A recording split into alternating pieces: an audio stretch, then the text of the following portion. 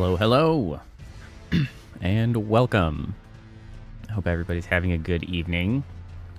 Sorry for the slight delay. My dinner was delayed, and I was famished.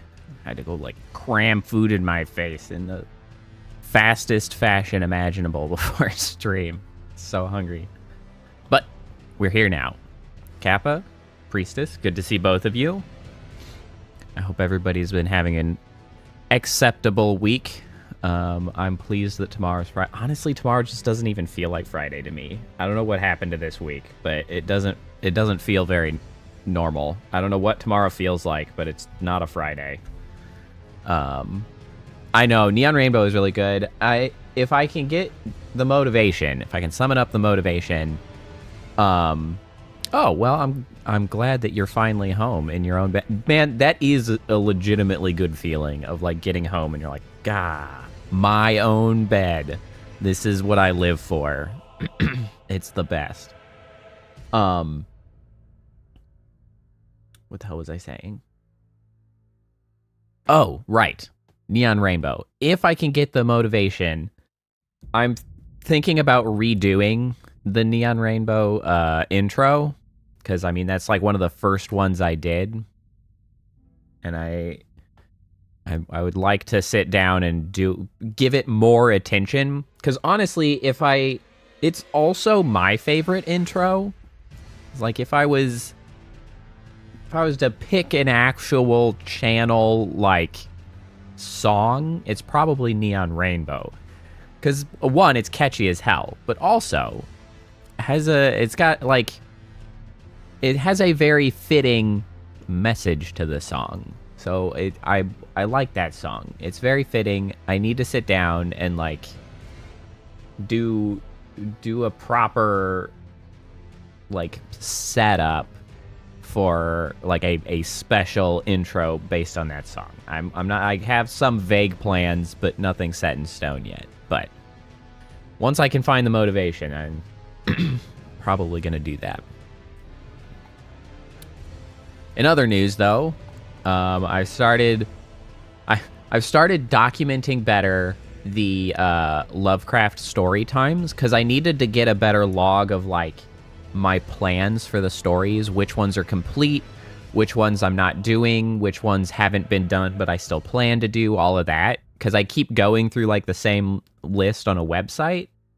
And I'd find myself like going back to look through it, and then I'd have to look up specific stories again and be like, I didn't read that one. Was there a reason I didn't read that one? And I go dig it up, and it's like, oh yeah, that was an unfinished story. I didn't really want to read the unfinished story, so I was like, okay, fine. Blah, blah, blah, blah.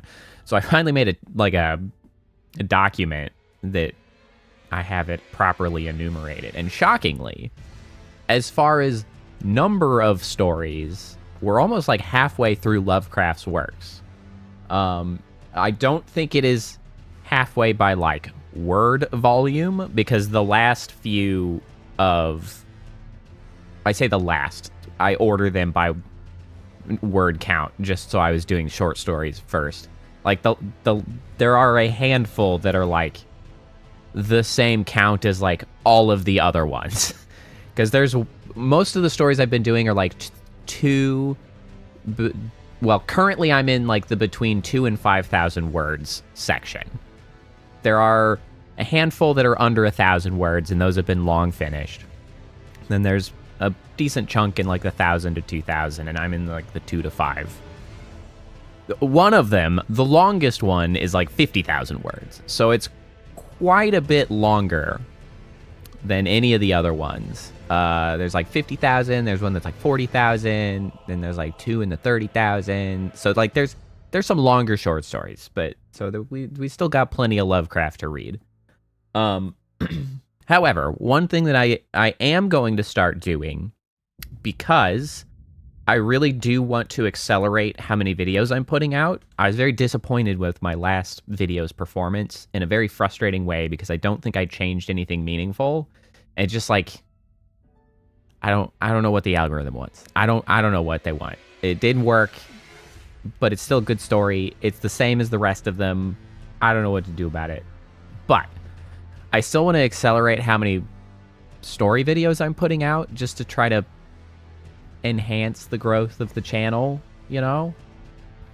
So, very soon, once I get the chance to sit down and record, I am going to start recording Edgar Allan Poe's works. Because I think Edgar Allan Poe has a lot of shorter stuff, poems and such.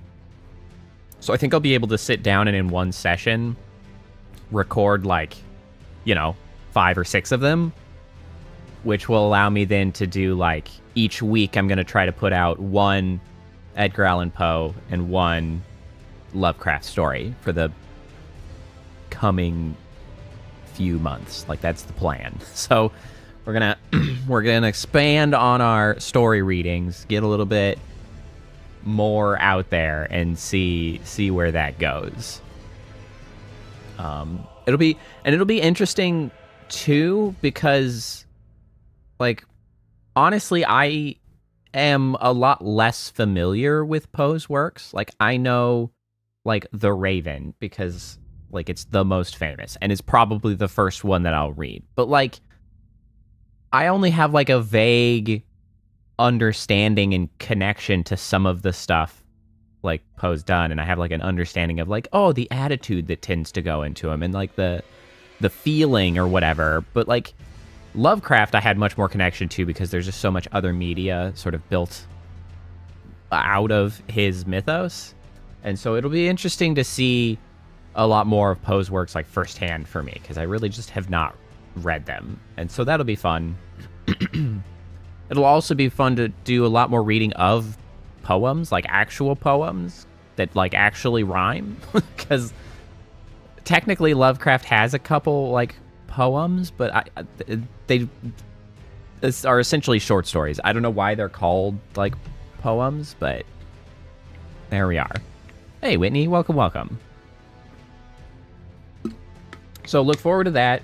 I'll be curious to see if they perform any differently, any better, any worse than Lovecraft. I would love for them to just work at all, but look forward to that. Now, without too much further ado, we're going to jump into Elden Ring, because my goal is to finish the DLC today. That's the goal. And I had come here in preparation, but I realized that there's actually a quest line that I had just, like, stopped going back for. I forgot that the Finger Ruins were related to a quest line. I just entirely forgot that this guy keeps asking me to go to the Finger Ruins, and I did not return back to him after I had done that. Are you a person? Holy shit, it's a person. Who have we here? I definitely did not talk to this person. Very pleased, and for that I express my gratitude. I am Yolan, loyal to Count Emir. Oh, she's in that, like, black armor. I think I picked up that armor. Emir is a shining star in our eyes, the only star upon the black canvas of the night. Our meeting with the Count taught us of the star-draped sky. We know that we cannot reach out to touch it, but we can peer up at its brilliance and heed its guidance. We will never again lose our way in the night. I have spoken far too freely. Okay. Pay me no mind. Let us focus on our shared purpose, our service to Count Emir. Okay. Now, be on your way.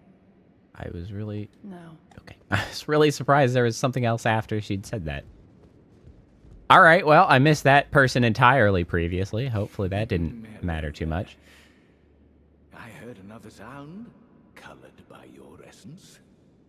Simply exhilarating, I must say. True. You got a weird hat, man. Tonight. But rest assured, this is no ill omen. On the contrary, I believe that this portends a magnificent starry cascade. Now, take this. My final gift to you. May you join the glimmering stars above. The third ruins map. Oh yes, this evening is a sign of a greater night to come. Did you... Oh, I can ask about the knight in black armor. Met you lying. Well, I hope that you behaved at least. She seemed poor girl cool. has overcome grave misfortune. Her tongue can be sharp at the best of times. No, she seemed cool. Don't think that makes her a No bad complaints. person. It's no surprise her little sister too. Oh, she has a sister. Heart of gold. Oops, is her sister. Do you have any new spells? Ooh, fleeting microcosm. What a cool name. Conjures a microcosm that pulses with a single wave, disappearing in a burst. I haven't used any of these new spells. I feel like shame on me. Cool new spells, and I haven't been like equipping them. I should just exclusively use new spells. How fun would that be? Inventory. Ruins map 3rd. A simple old map, faded and dirty, acquired from Count Ymir. High Priest indicates a 3rd and final hallowed ruin, distinct from those shown on the first 2 maps. May you join the glimmering stars above. That is... like... Isn't that here? Is that not here? Isn't that the church that we're standing on currently? I guess it kind of shows it out. Oh, no. Yeah. Yes. Yes, that's literally the church we're standing on. It kind of shows it out front, though. Is it out front? Hold on. You know what? Let's do the thing. Let's equip those new spells. I want to see the spells. Oh, I got this new spell, too. What to do? Is that 1 slot? It is 1 slot.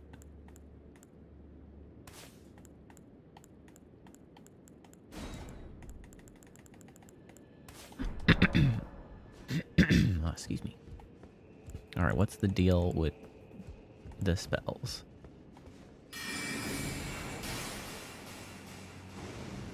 Oh, they're so funky.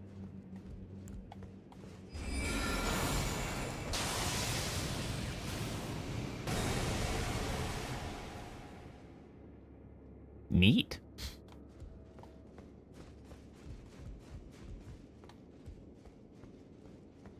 Not entirely sure. That seems like a nice AoE.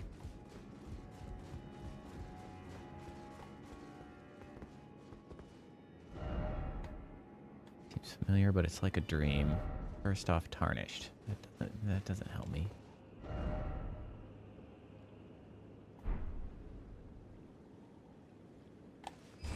Oops, I didn't mean to do that. That's such a good-looking spell.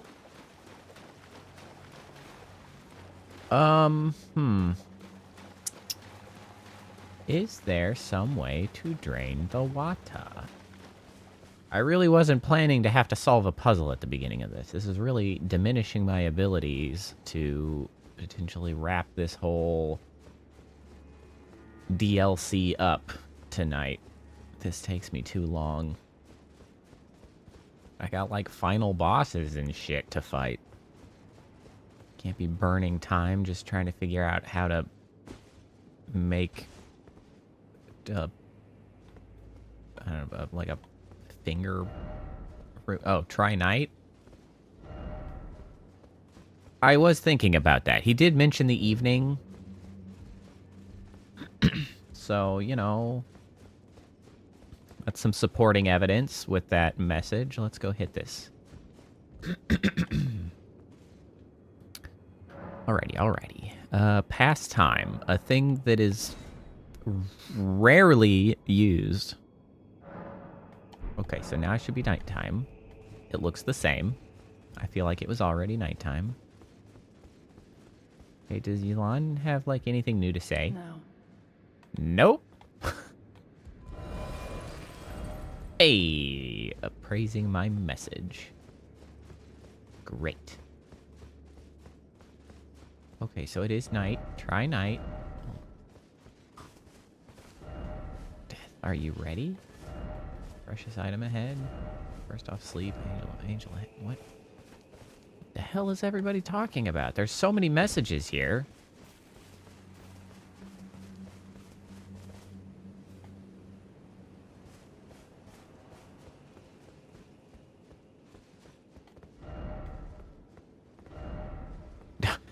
Dog.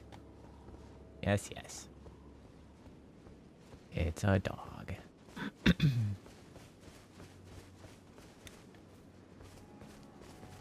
What should I be looking for here? I mean, it seems like night. How do you even tell what time of day it is here?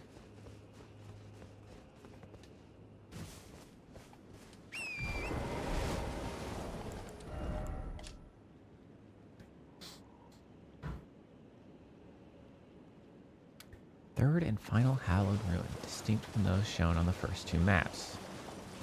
May you join the glimmering stars above.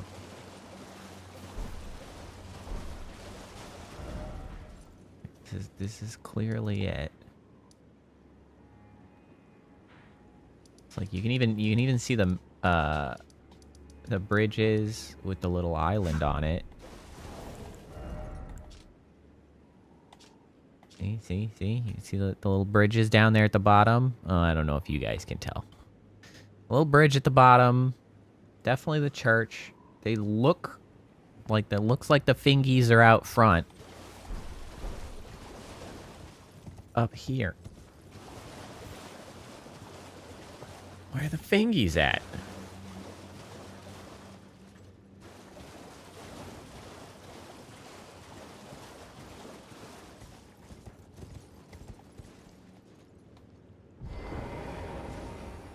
Hold on, I think...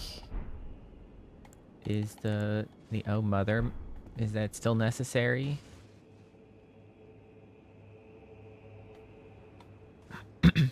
Is there... First off, that doesn't help me. Could this be a wraith? No, that's a sheet. That's no wraith.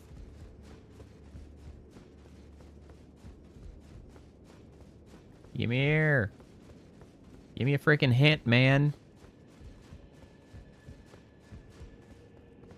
Oh, yes. Hey, Scobalts, how's it going? Brewing. This evening is a sign of a greater night to come. Wait, is that a different? No. Do you recall what I said? That Marika and the fingers that guided her were unsound from the start. Well, the truth lies deeper still.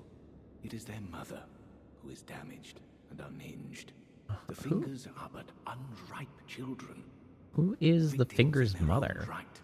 We all need a mother, do we not? A new mother. A true mother who will not give birth to further malady.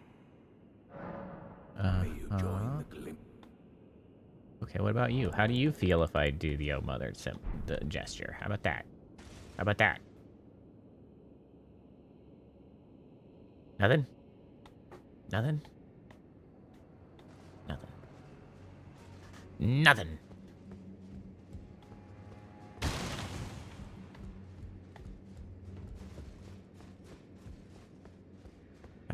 How about you? No. How do you feel about the old Oh Mother gesture, huh? Alright, I might go ahead and look it up, because I...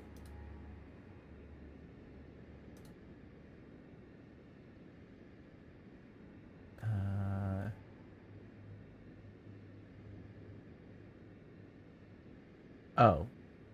It's much easier than that. It's more straightforward. I see.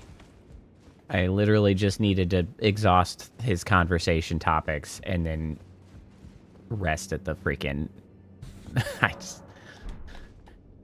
the bonfire, the grace. Now I should be able to... Yeah, he's gone. Okay, well, that was easy. I can examine it now. Alright, now we're in business. Things are a-happening.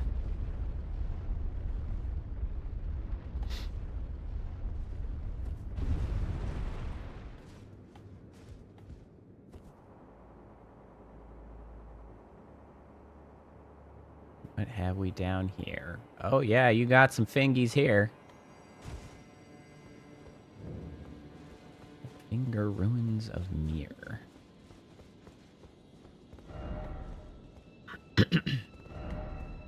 This one is at least less overrun by leeches, so that's nice. Oh, hey, whoa.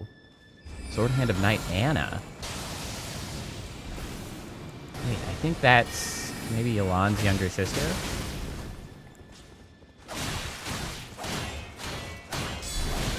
Okay, that was a mistake.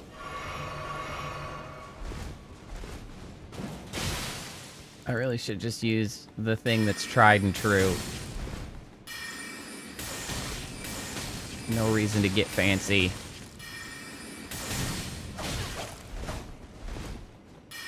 Oh. Ratlin Guardian. Welcome, welcome. Yeah, they certainly have been leading up to the old fingering here, haven't they? With this many fingers, it's practically unavoidable.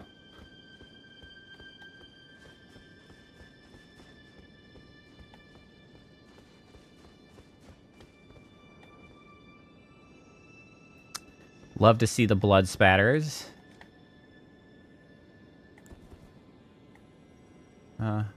Good. Okay.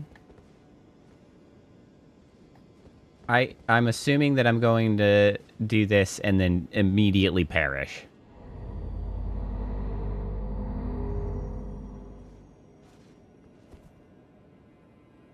Well, okay. I guess that's just where people end up after they... Oh. Oh. Well, that's upsetting. I can't say that I like that. The Mother of Fingers. God, it's grotesque. Ow.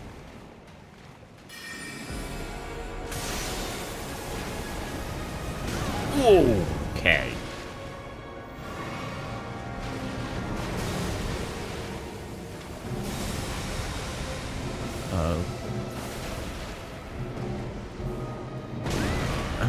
Alright.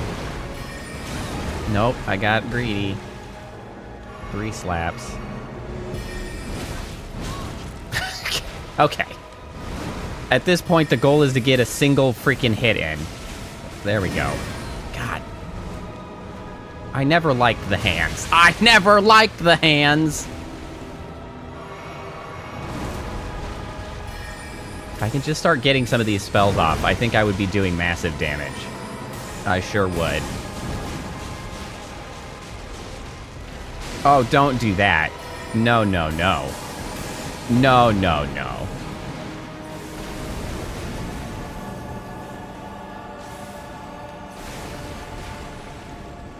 Nope, nope, no.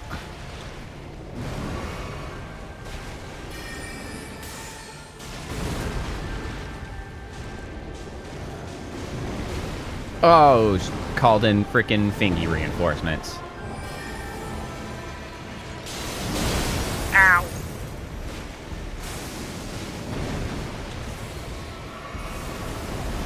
Oh, God damn it.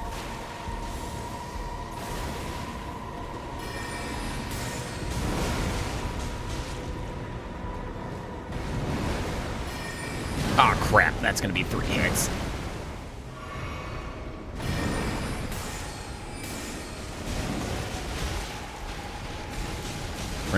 We're not looking so good. Oh, no. It's getting worse.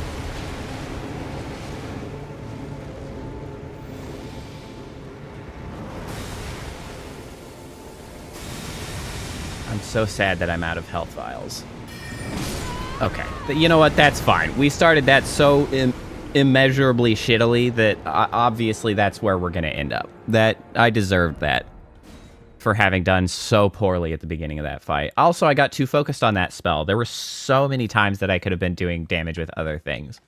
I needed to be switching. I don't know what I was doing. I was too focused. I was like, ooh, this spell will do lots of damage. And then I forgot about all of my other spells for no goddamn reason.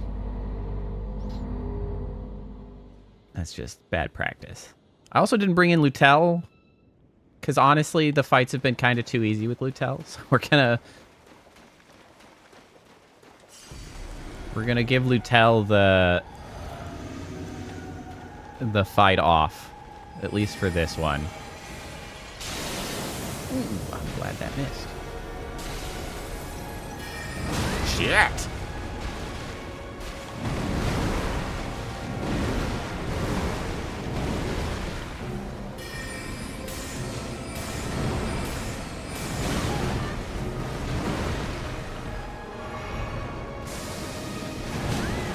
Oh, that's more sliding than I... Okay.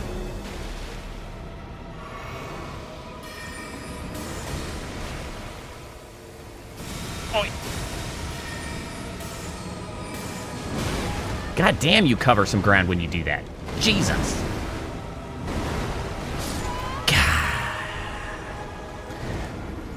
Alright, well, for some reason, there's just way more freaking slappies than there were last time. I don't know why it's so much more aggressive this time. All up in my business.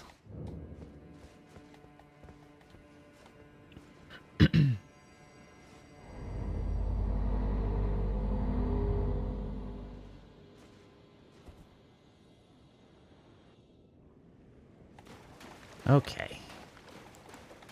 Where did my souls end up? Way over there.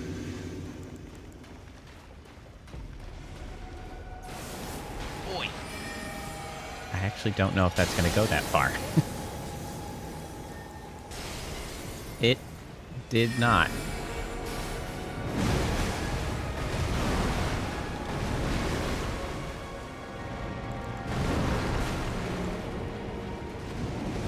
No, no, no. Oh, there's my souls. I misplaced them. Oh, shit. Oh, that was close.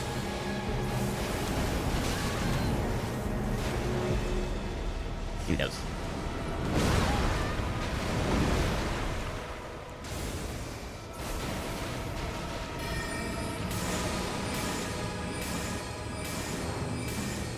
God, that's so much damage if I can actually just sit down and fire some rounds off.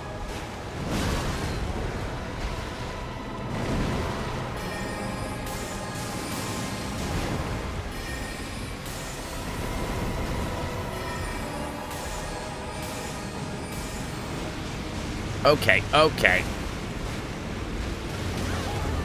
Shit.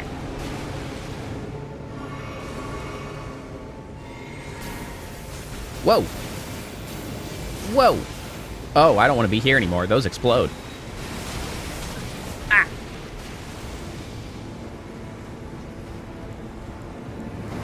Oh, it's a Beyblade.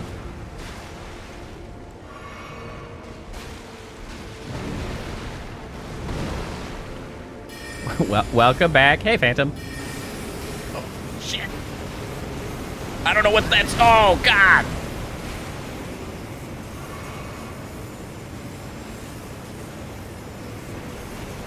What the heck am I supposed to do about this? Come on, man. Chill out.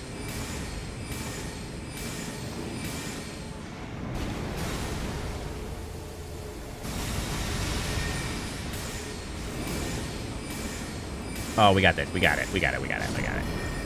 I just do shit tons of damage. That's the solution. Just do the shit tons of damage. Hold on. I don't want to. I don't want to get sucked into a black hole. Thank you very much. Neat.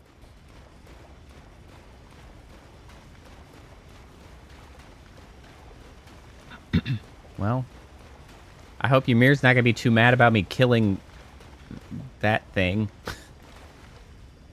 I think he was relatively attached to it, all things considered. He seemed to like the Mother of Fingers.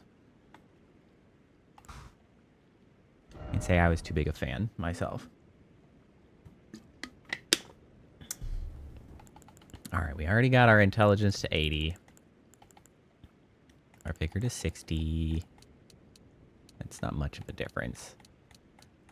We could do endurance. We'll do endurance. What have you missed, broadly speaking? I mean... a lot? A lot of the DLC. We'll be going to the... what is... Is like the bottoms of fingers? What am I looking at? I don't like it here. I don't care for it.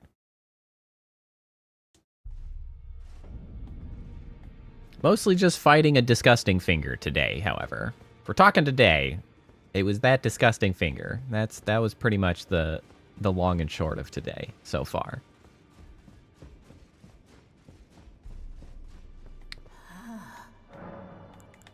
What can we get from the fingies? Staff of the Great Beyond. Why does it always require faith? Gazing finger. Just beat them with a giant finger. The head of Matir, the finger mother. Wielded as a weapon without modification. From within the center of the fingerprint that wrinkles the creature's foremost protrusion, a tiny wart-like eye gazes vacantly into the beyond. Skill performed as a violent bow, using a finger's foremost protrusion. As violent blow? Is that supposed to be blow? Is that a typo? Might be a typo. Resentment builds as it is forced to bow. Oh no.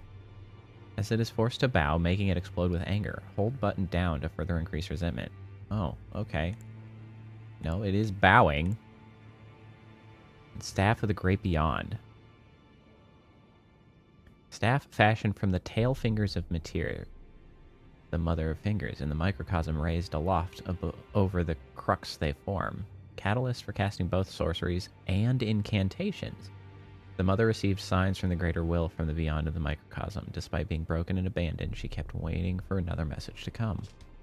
Interesting. You can use both. Interesting. I mean, sure, I'll take it. I don't need it, but I'll take your weird finger staff.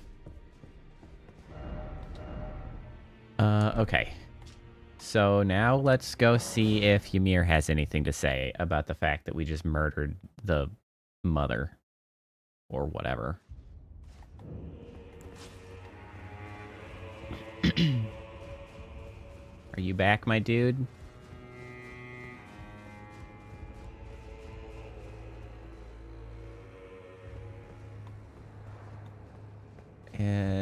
It's not.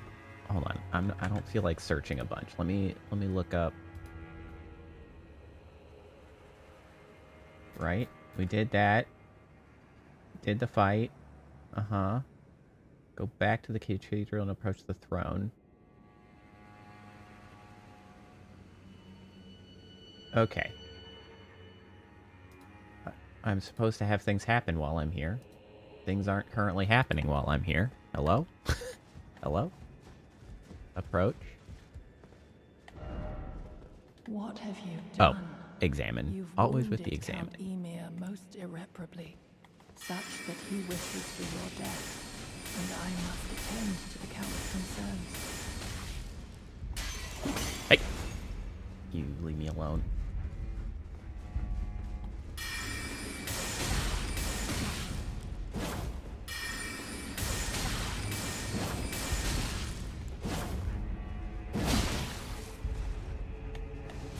Ah!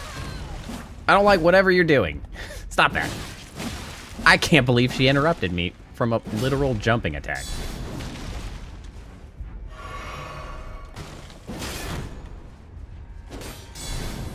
Ah, come on! There we go. My dear star, a fine mother.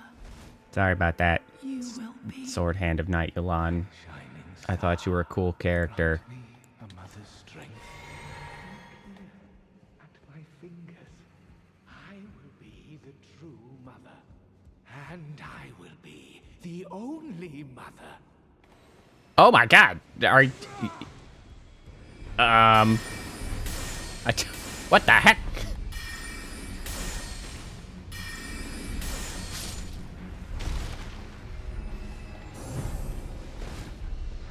He's all over the place.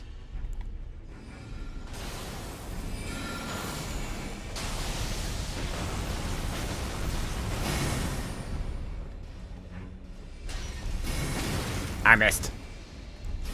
Okay, bro, you have got to freaking settle for a second. You are all over the damn place. Stop throwing hands at me.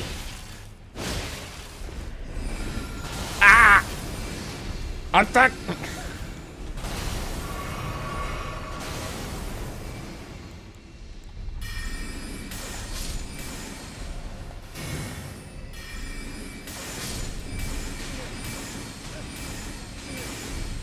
Where'd he go? Where'd he go? Where'd he go? There we go.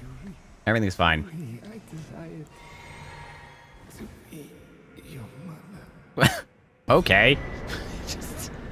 I wanted to be your mother. That's very specific. Ooh, high priest stuff. What do we get? The maternal staff. Oh, requires 21 arcane and boosts finger sorcery specifically.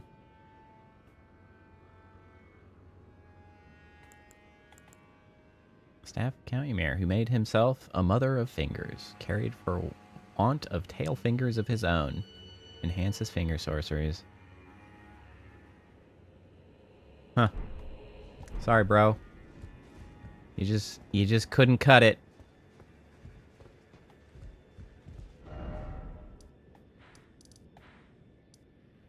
Okay, now I think for real we can go and do the actual thing here. To the final dungeon. What I presume to be the final dungeon. I can't say that for sure. I don't know.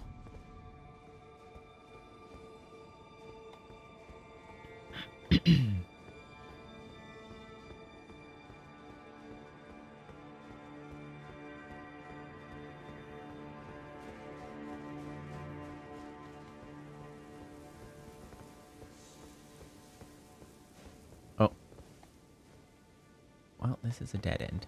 Clearly, we gotta go out the window. Oh, I remember you. You are a real pain in my ass. This has gotta be about wrath and vengeance? No vengeance? Okay. Surely, I'm surprised that there's not a message about freaking vengeance, because that guy was a jerk. Where's the sand coming from? Look carefully. At what?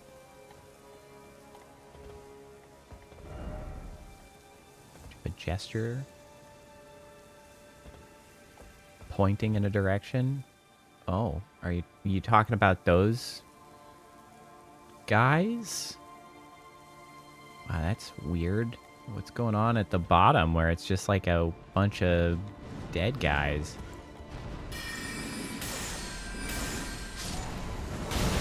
Ooh, ah! You still got the spell off.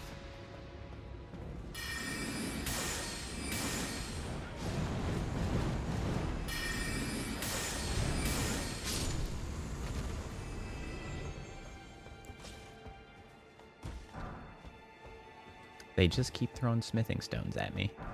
I have just the largest number of smithing stones. I just don't need them.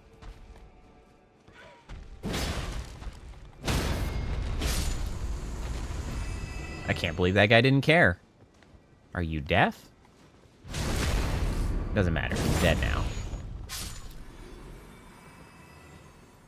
Have I been over there? No. I think the only way to get over there is to jump. Hey, another revered spirit ash. I think I need like 5 of those if I want to do the next level. Yeah, down. That's what I thought. I saw it without the message. For once.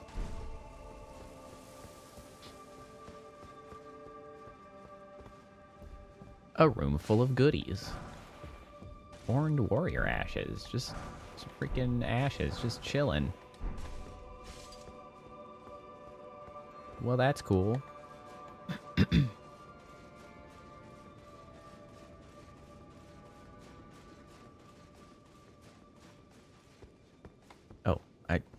For some reason, I thought that guy was an enemy for a second. It's like, hey, who's that guy? Yoink.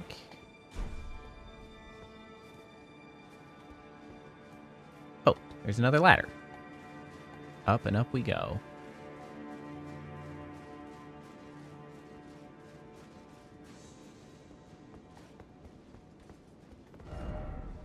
Time for ranged battle. Fortunately, I'm well equipped for ranged battle. Whoa, whoa, whoa. So it would seem, are you? Well, not as well equipped. I take it back. He's only okay. He thought he had something, but he didn't. Divine Beast Helm.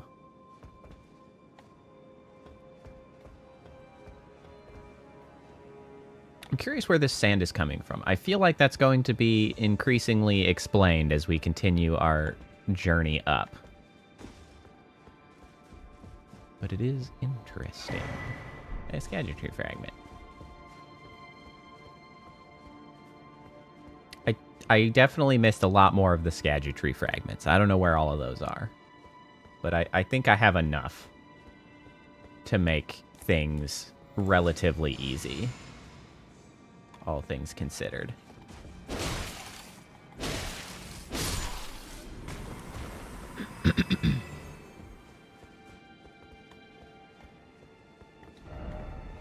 Okay, this is where I was before. Super. Close the loop. Yeah, it's a cool place. A lot of spirals. A very spirally aesthetic. I'm sure the spirals are important in some capacity, and I'm sure that will come up as we watch our lore videos. But very spirally, very vertical in its construction, which I think is kind of cool. Sun warmth stone.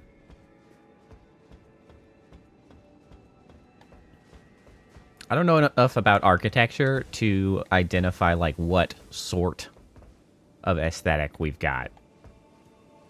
I only know the words like Baroque and Gothic, and I don't know if those are relevant here, but I could at least pass off as knowing something and be like, oh yes, it's a sort of neo-Gothic Baroque architecture, and those might be entirely like contradictory statements, but I could say it anyway, and most people wouldn't be able to tell me otherwise.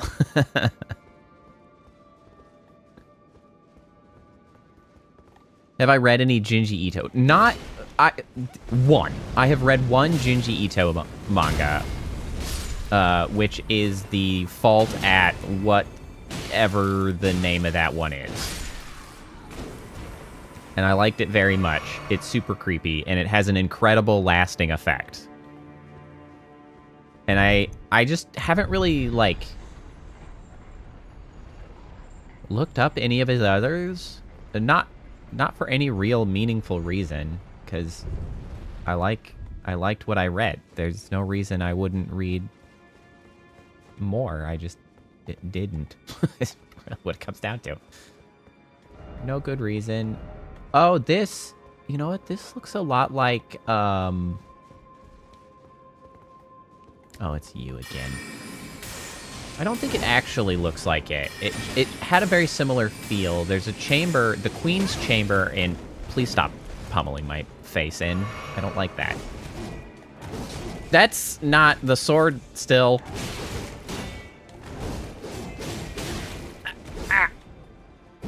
Stop it. I can't believe you blocked that, you asshole.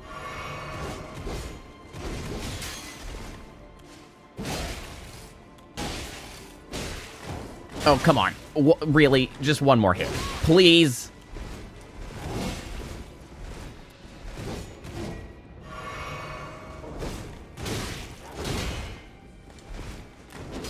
Are you freaking kidding me? Please just land a swing, dude. I keep trying. I just keep trying, and he just doesn't do it. Come on, man. Uzumaki is a spirally good one.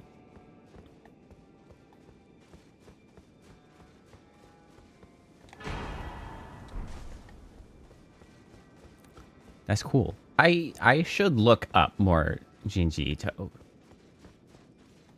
Yeah, but this approach feels very much like the Queen's Chamber in Landell. There's like a bed or something over there, and then there's a grace, and it's like the same angle that you exit. And this circular chamber reminded me strongly of it.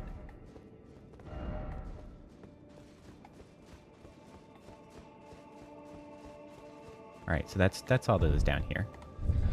That's cool. Oh, wait. Oh, did I get off in time? Oh, I did. You can see that there were several people who did not get off in time, but still tried.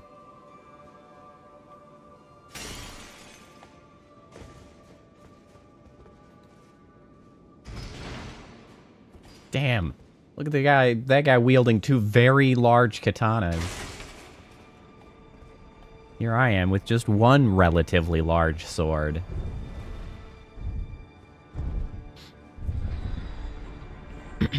I really should probably replace my shield. I rarely use it. It's really not something that I've been making good use of. It's just kind of taking up space.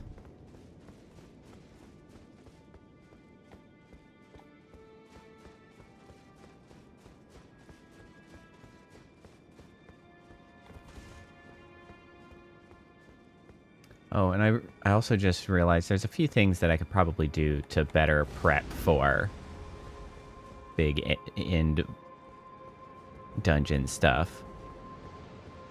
Oh, oh goodness.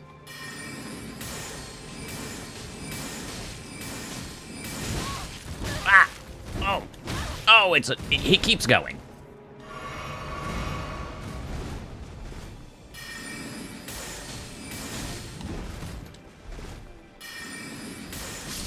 Okay, we're good. I have no plans to open up a P.O. box. As you mentioned, the P.O. box. I guess if I shockingly managed to grow as a streamer, I would open up a P.O. box, because that could be fun. I know that wasn't really the point of your comment, and I appreciate your sentiment towards sending me the copy, because that would be pretty cool. But in the broader scheme, having a P.O. box is sort of interesting. It's one of those things that I really like to see, you know, big streamers with their P.O. box skits, and like they go through the gifts, and that's really cool. I really like that as like a, you know, a community thing. I can't imagine you don't get some weird ass shit though. like, there's no way you don't get people sending you just the stupidest bullshit when you're a big streamer. I believe I have found the sand. Ah, it's Letta. It was never kindly Mikula, was it? The Erdtree was leading you all along. Honestly, I just kill everything I see. Why come to these lands to begin with? I suppose it must be what His Eminence, or perhaps the Erdtree desired. It's not really related to the Erdtree. Clashing of the favored lord. I just kill shit. That's how we roll. If you insist upon facing Mikula the Kind, then I will run you through whoever you might be. Don't tarry now. You know, I just realized.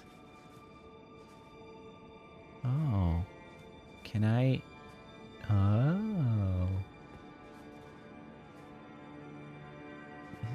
Be summoned to challenge Needle Knight, Letta, and her allies. So can I can wrangle friends too?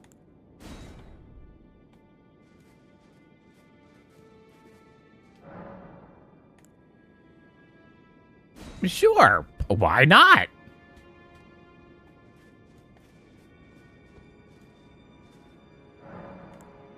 Let's go bust up Letta. It's like we're gonna have a gang fight. It's me and my 2 buddies against presumably Letta and her 2 buddies. Don't you dare. Let's freaking do it. Mikula the Kind.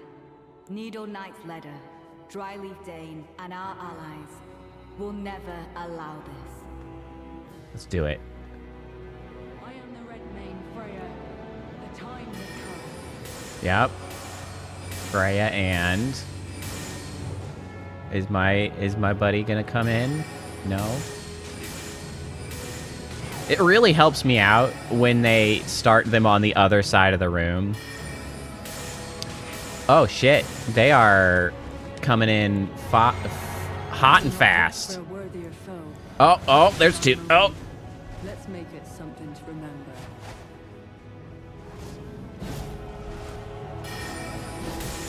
I don't like how fast you are. On's back. Get in here, man. I stand with blade aloft. Oh, God. Fire for the dignity of my lord and master Mo. Well, good Freya.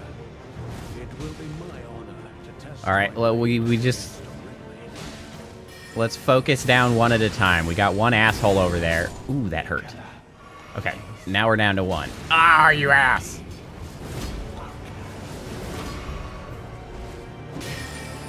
Yeah, get in there, Iron's back.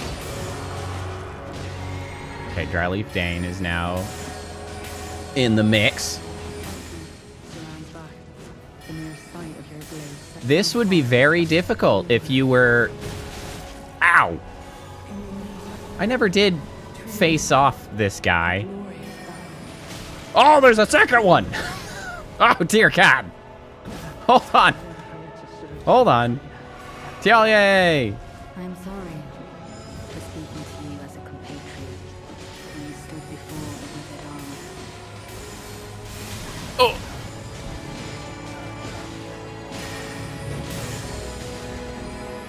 Suck it, Dryleaf Dane.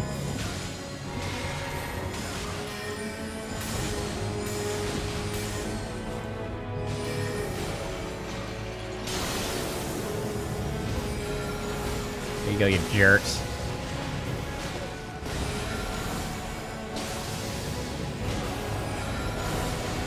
Oh, that's pretty good. Oh!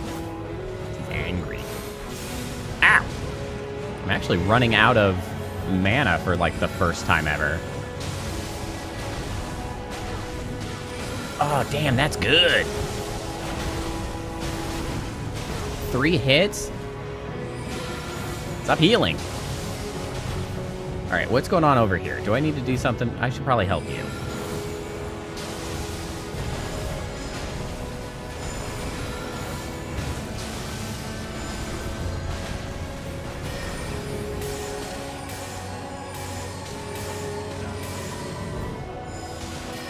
Yeah, get in there. Hit him with the poison. Get him good. Oh, shit. I'm legitimately out of magic. All right, this is an endurance fight. All right. We're doing great. Stab you in the ass. Yeah, beat her up.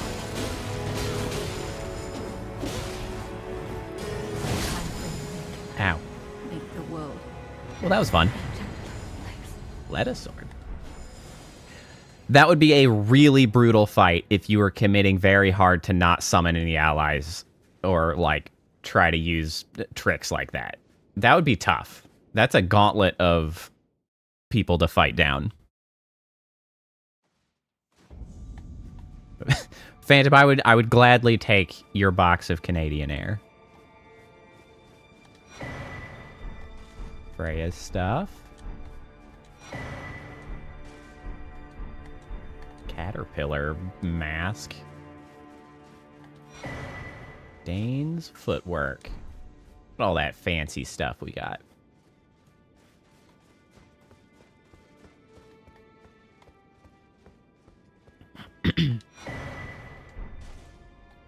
Tough break, Leda. So I actually think it's really fun to play through this game without those limitations first time through. Because I think starting a game like Elden Ring and immediately going into those sort of like challenge mode attitudes that I don't know how many people do, but there are certainly some people who do. I think you kind of miss out on some of the interesting aspects of the game. And by that, I mean, like, the stuff that's, like, just fun. Because there's a couple gimmick fights in base Elden Ring especially, which if you, like, avoid the gimmicks, it's like, sure, you face down an additional challenge, and that's fun in its way. But like, I remember very fondly the first time I was facing down Radahn. And to be fair, I was facing down Radahn pre-nerf, because I played right at the beginning, and Radahn was crazy, like, before he got nerfed. And it was cool because Radahn was like a freaking raid boss, because you could summon like 6 allies to come help of like NPCs, and you could summon them back if they died. So it's just like this churning of NPCs to try to take Radahn down. And that was like fun and engaging. Challenging a god is no small matter. And so it's almost doing yourself a disservice to like some of the fun aspects and like specific, you know, encounters that are designed for the game to specifically avoid them.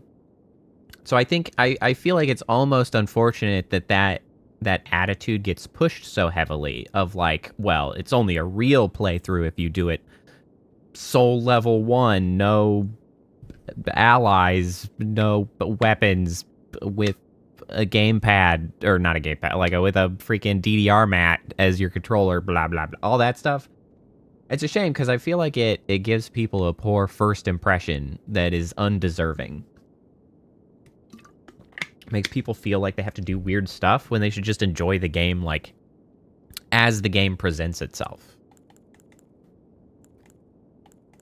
And then there are times where I miss the gimmick of the fight, and I actually fought Rykard the first time without the serpent freaking spear at all, and I just did it straight up, which was far harder than it needed to be. But I did it, so I mean, that's cool. I'm afraid I underestimated the lad. But I did do it. In both body and mind. But slapping the shit out of Rykard with that serpent bane is kind of great. Very satisfying. He serves another master, but Satiolier performed magnificently. Perhaps he too quivers with anticipation, as do we. Oh. Something you want to get off your chest? Oh yeah, I killed the shit out of Moog. It was you, wasn't it? Who defeated Lord Moog? Twice, actually. Fear not. I bear no grudge against you. His Eminence was felled in an honorable duel. And such are the risks of seeking lordship. Besides, what right have I to complain? I blame the enchantment more than anything. Righteous tarnished. We will have our victory. I swear upon my blood. Well, and the other thing is that I really liked that fight, and the fact that like I was rewarded for having done those quests in having allies for it. Because like I spent the time, I met the NPCs, I helped them out, and then it was like, yep, now they will participate in that particular conflict. And it would have been much harder without them. So that was cool. I like that.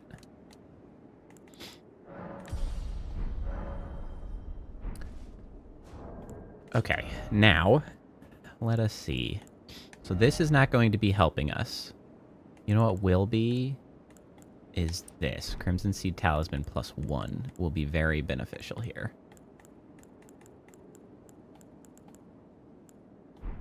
I'm going to need to go get more of those crab claws. Assuming I need them. Alright, this is probably a big one. The real deal. What have we here? My loyal blade and champion of the festival. Both your deeds will ever be praised in song. Now, the vow That might be Mikola already. And my lord brother's soul will return. So that he may be my consort.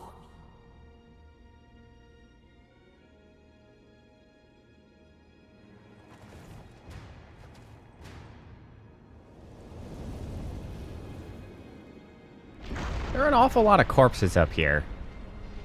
Oh, right. I remember the thing I was going to say. You know, they always call it Mikola the Kind, right? And I feel like anybody with the title The Kind should probably be met with some skepticism.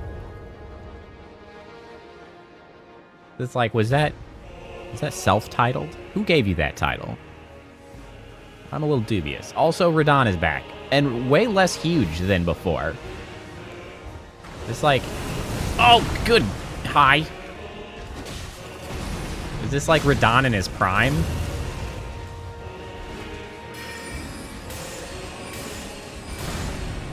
Oh, that was slower than I thought. Okay, well, that was not slower than I thought.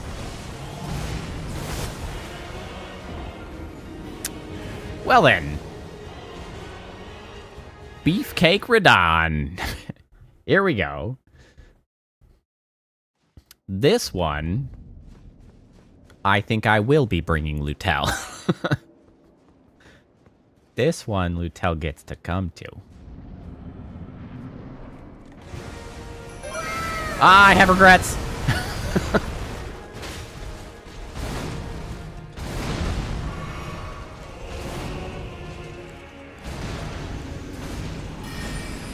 Lutel, you're doing a wonderful job. Thank you. Ah, God! Ow! Oh, ow! It's huge! Oh, please stop doing that. Ah! I'm beginning to get a sense that I actually don't want to retreat from that.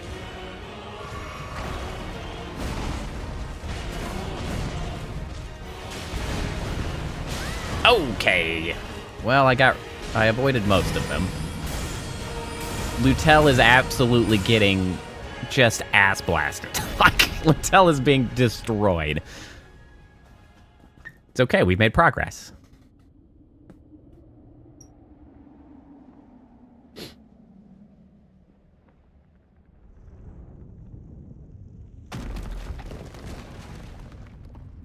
What's going on there?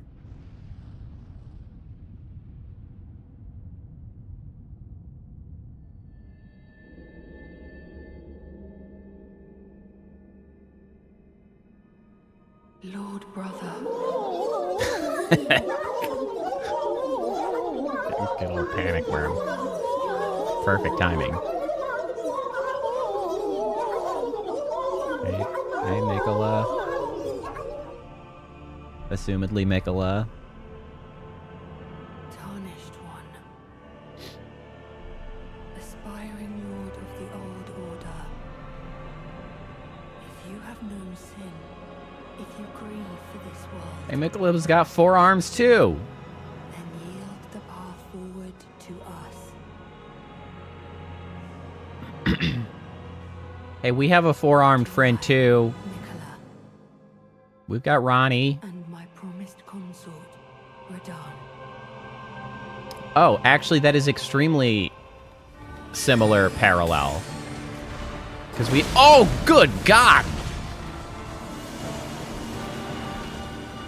It's huge. It's so huge that it's dropping frames.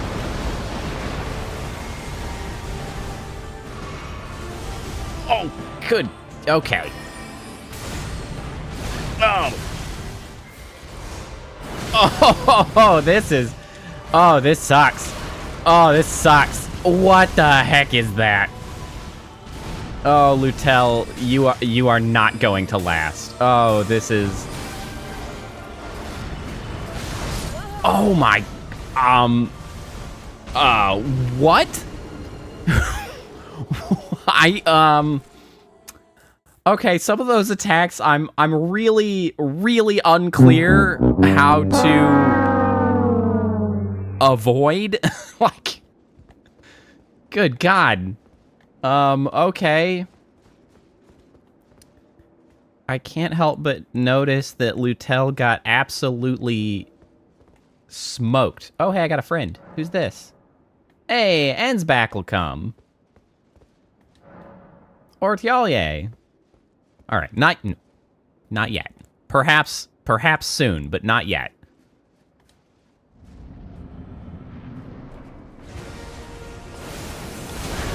you didn't dodge in time. Oi. Oi.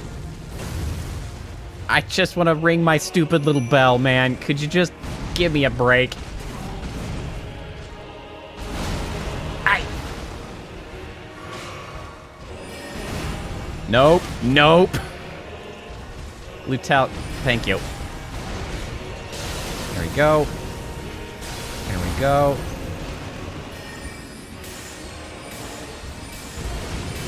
Ah, shit. Oh, come on. Freaking relentless, man. Freaking relentless.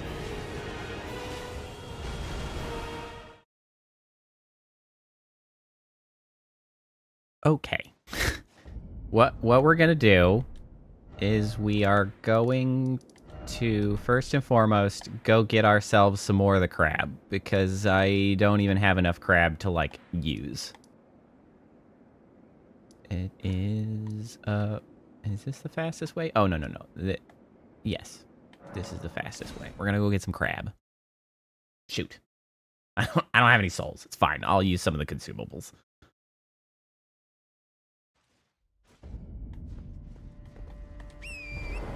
I don't know if there's, like, an iconic skill issue, like sound bite.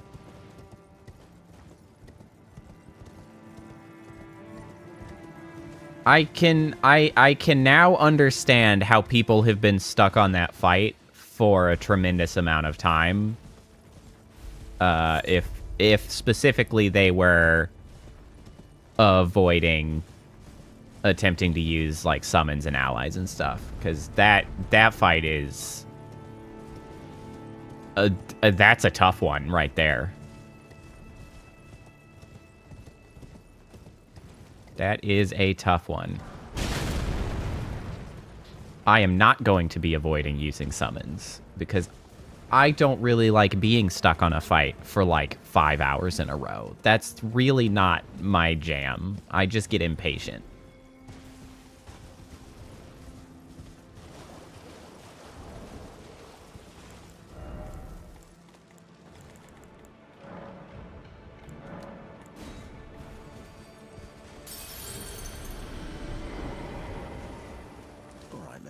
Hey, buddy.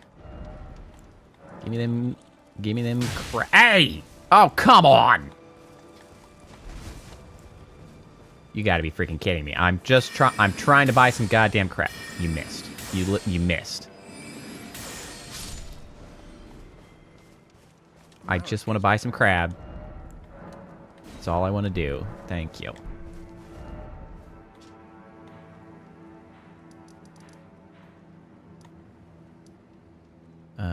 Where did we end up? First Divine Gate front staircase. That should be it. All right. So now at least I got crabs. I can snack on the crabs. Crab gives me 20% damage negation, which is pretty big.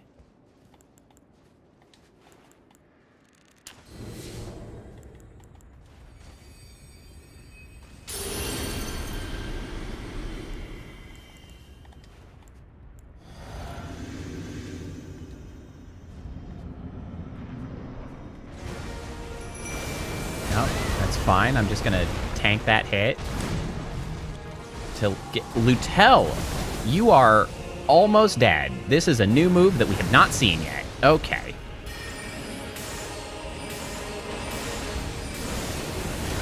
That timing was poor.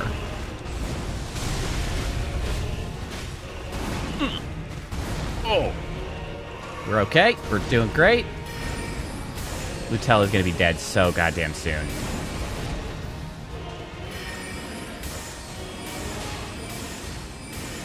Okay. At least we have Lutel a little bit for the next phase. Okay. Ah, God! I do think the... Ah! How do I get out of here?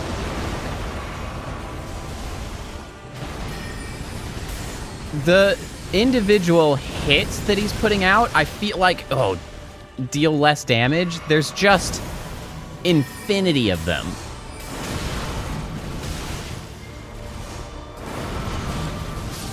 Shit. Oh my god.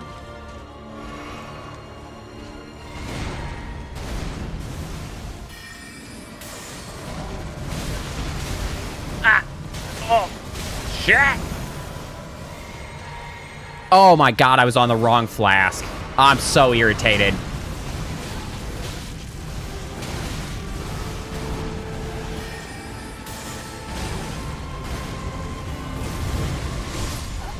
Oh my god, I'm so frustrated. I did it again where I was on the wrong goddamn flask.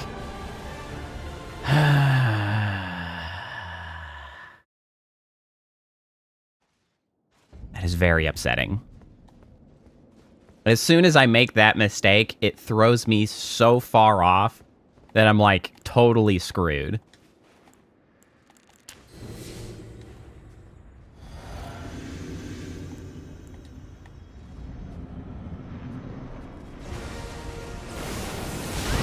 Damn it.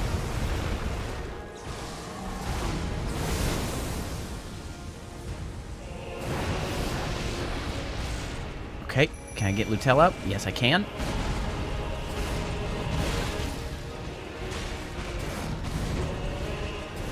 Okay. Get that. Got a good hit. Okay, you just gonna turn and burn me. Shit. God, that damage negation, though, is doing freaking work.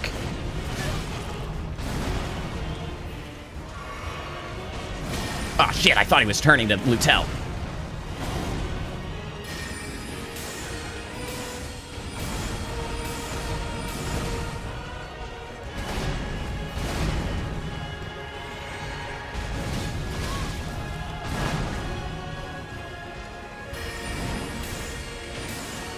Shit, I shouldn't have done that. Okay, Lutel is healthy. Oh, how do I get out of here? Ah, shit!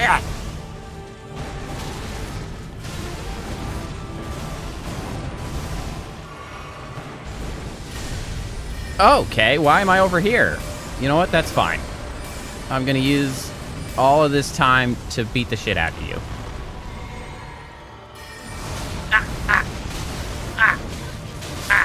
Oh my god, those combos are absolutely bonkers. What the devil?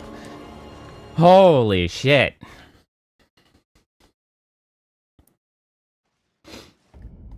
Absolutely nutso.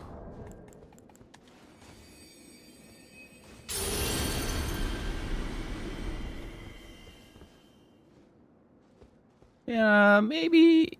No, not yet. Not yet. Not yet.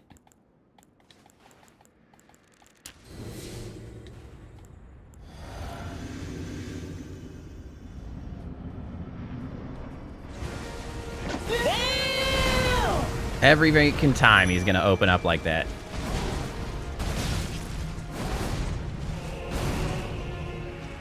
I need you to turn. Ah, shit. No! Freaking... Stop pummeling me, man. Did that really... Oh, no, it didn't miss. Oh. Oh, for freak's sake. Come on. Not even getting a chance.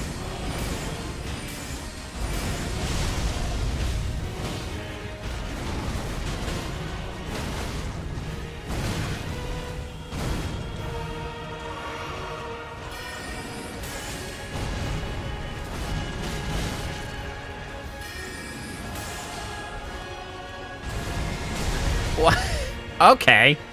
Apparently Lutel is going to get the hit that phases it.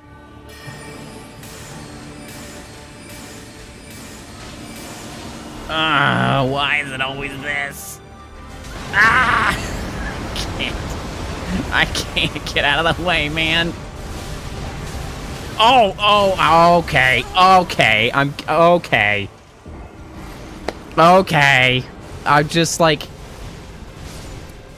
freaking swords and bolts from the sky simultaneously. Not even all of those were the attack. I felt like there were some lingering hits that I was just not getting out of the way of. Good God. Oh, boy. This is freaking rough.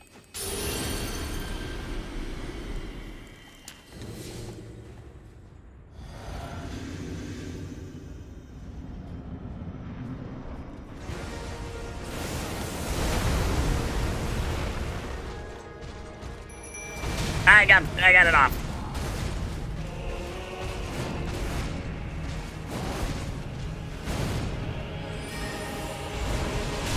Okay, cool. I love that for me. Thank you.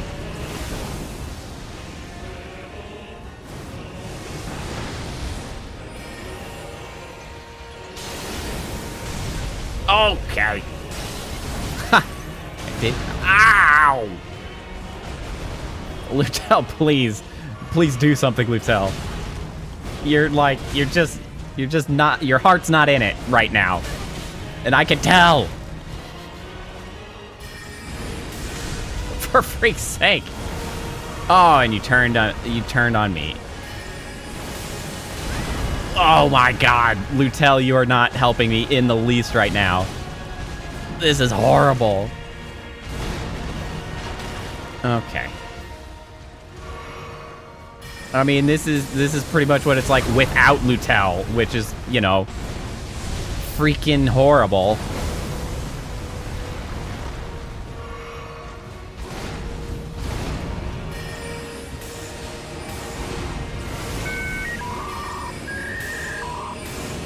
Ah!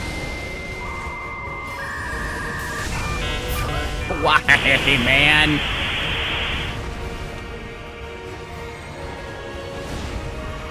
Ow.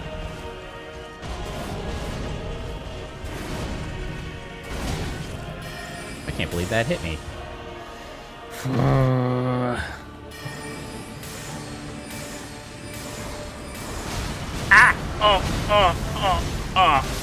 Okay.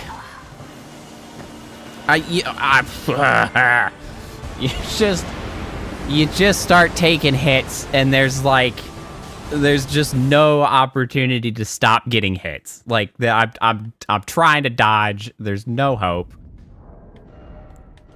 Hold on. Can I carry a great shield without having to go into heavy load? I mean, it's not leveled up, so the guard boost is actually lower.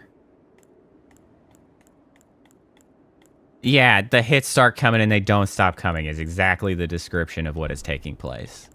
Okay, we can unequip this. We don't need this right now.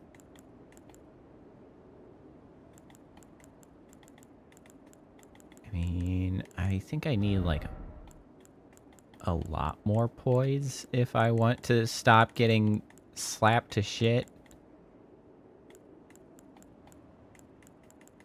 Oh, and I need more strength for a lot of the heavier shields.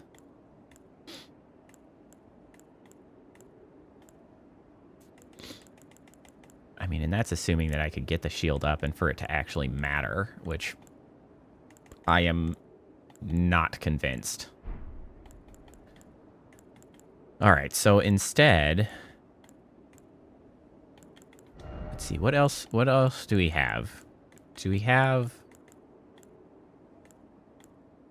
Okay, so we've got holy proof pickled livers, which might help. Have I considered praying first? Never. I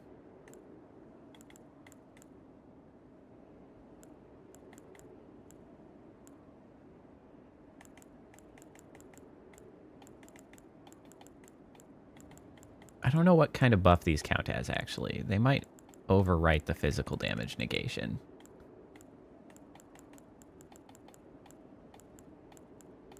I mean, there's certainly nothing here that's sort of jumping out as an obvious win to keep my ass alive.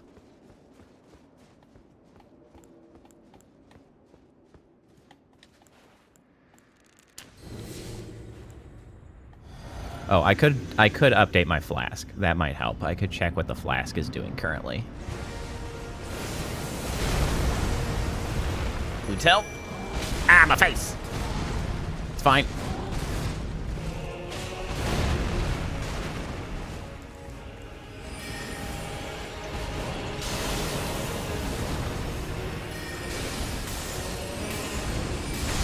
God damn, that freaking grab is...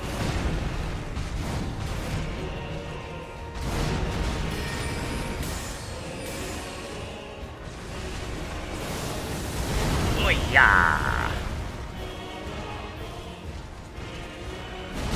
Ow. Thank you, Lutel, for throwing. Ah!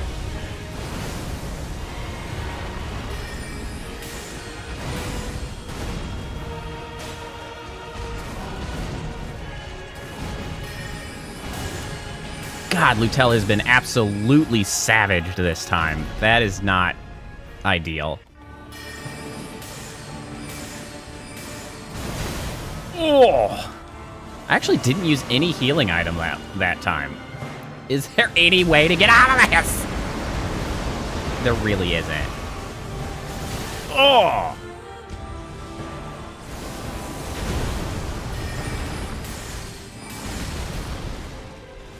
Is Lutel... Lutel is dead.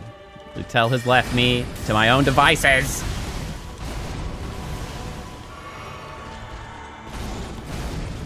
Oh, that was a grab. That would have been very bad. I didn't want that at all. Please. Please. Okay. Not this one. Not the slappies. He's slapping the shit out of me. Ah.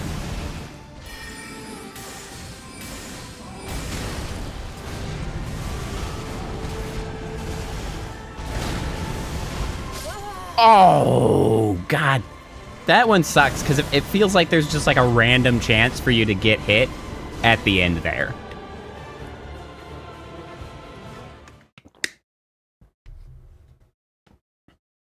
That one was going better, however.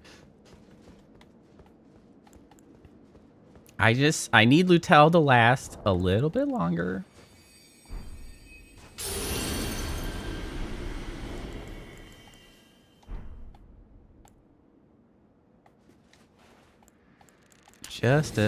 I forgot to check the flask again. Yeah, well, whatever.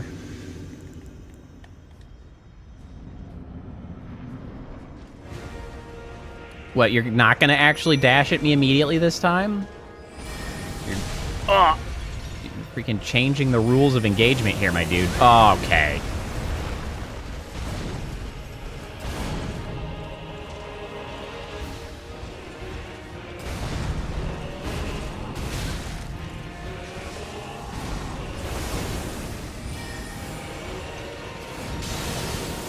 Hey, it worked! Sick.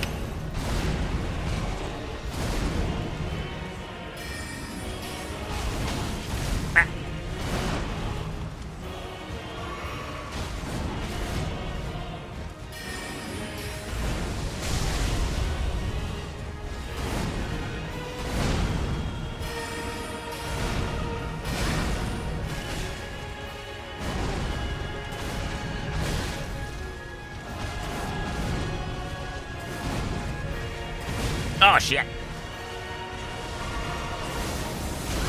I was early. I didn't realize that was what he was doing.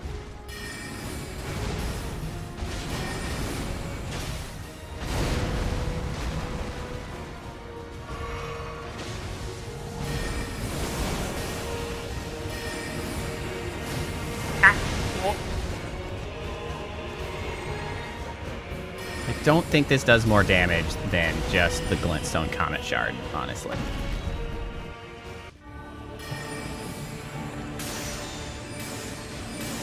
Ah, there's no avoiding it. Ah, my bones.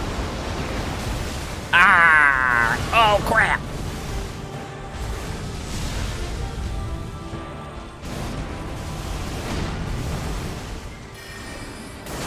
Oh, suddenly you're on me. Ah! Oh! Hey! Oh!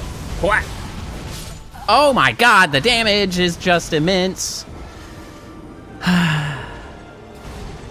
Lutel, please, I need you to distract him a little bit. Like, just like a little bit, man.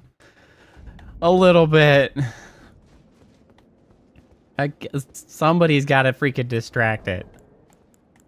I could switch to the Mimic Tier Ashes.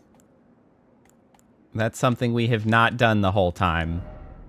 But we could. We could switch to the old Mimic Tier. I do have one.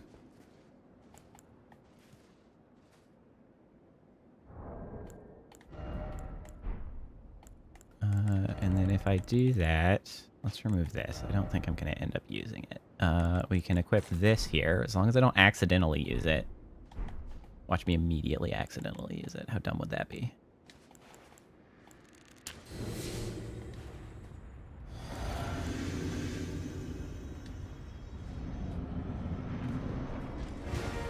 Okay, you're not going to jump in.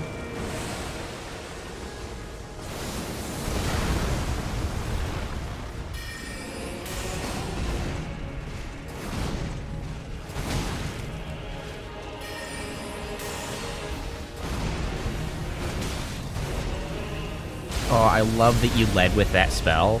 I'm gonna die. God. Ooh, I knew that was gonna happen as soon as I tried to heal myself.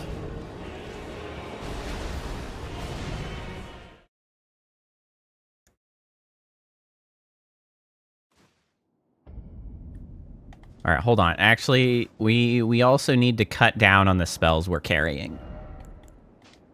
I just don't need this many spells. We'll keep these.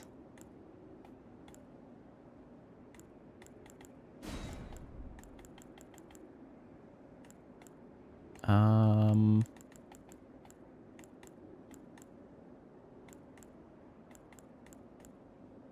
actually bring this as well.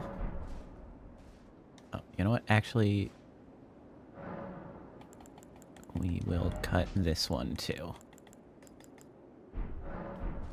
We just need the spells that we need and no more.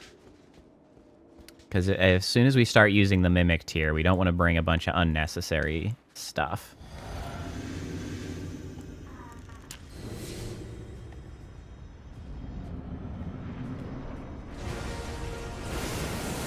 I was late.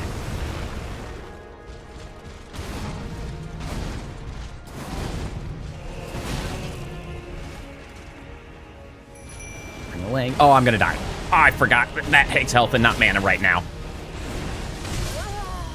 I forgot.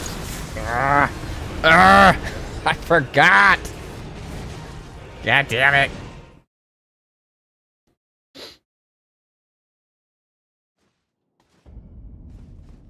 It's a lot harder to lead with when you are about to get bushwhacked.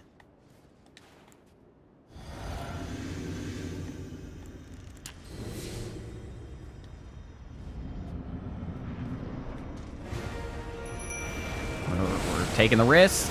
Okay. I'm just wedged in a corner and killed. I'm wedged in a corner. Oh, you got a new keyboard, eh? I like getting new computer peripherals. I find it very satisfying. This is going immensely worse now that I'm trying to freaking call in the Mimic Tier. This has not been an improvement in the least. Okay, there we go. There we go. All right. Okay.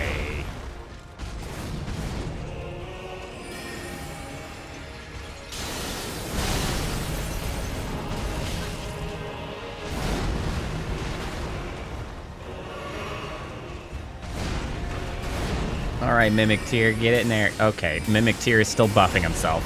Still just chilling on the side. Could you make yourself useful?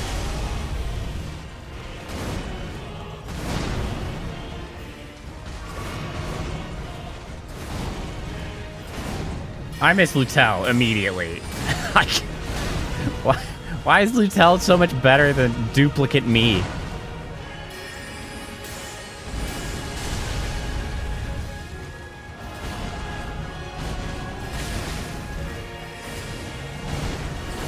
Okay.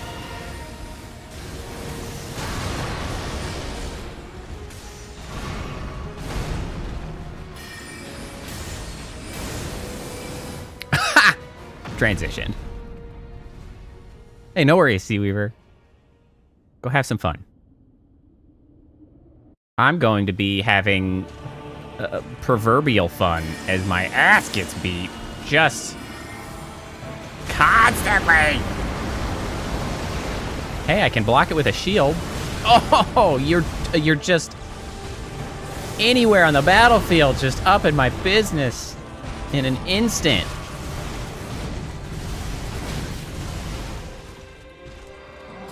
Ah, shit.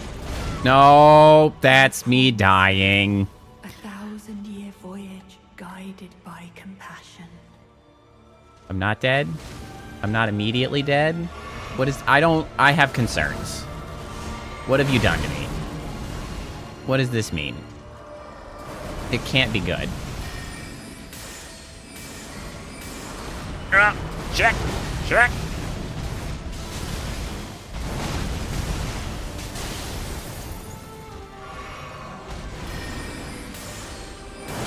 Oh, you target switching dickbag. Okay. We're running out here. Oh, God! For freak's sake, man. Give me a break!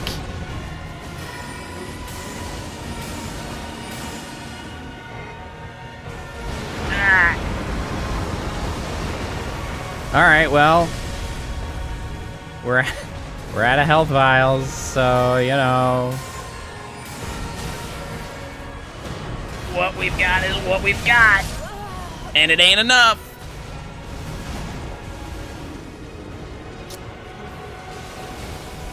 Ooh, boy.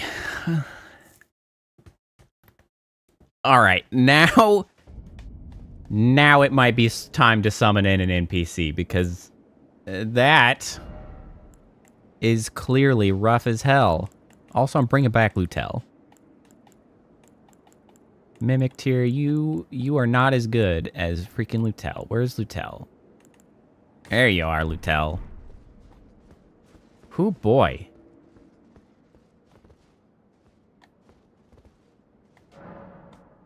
All right, Ansback, your turn. See how you do. I'm also going to take this off my bar.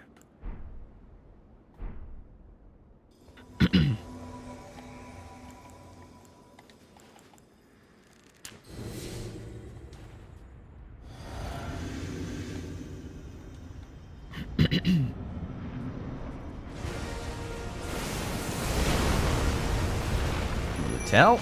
Ow. It's fine, I got Lutel. Hands back, get in there.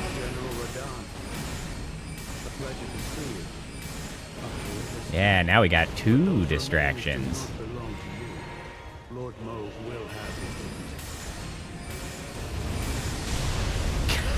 I hate that. Just yanks me in from anywhere on the goddamn map. Oh, why are you like this, man?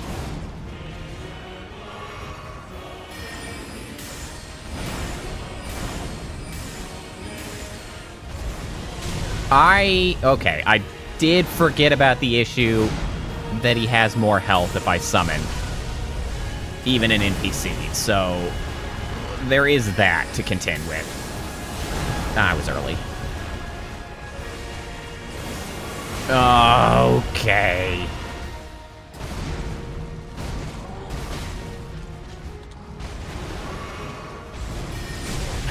Fucking grabs. Ow. God, that increased health with the additional ally is really gonna do me in.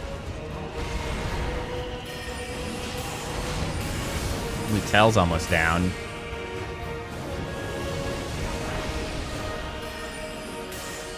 I don't have enough mana for this shit.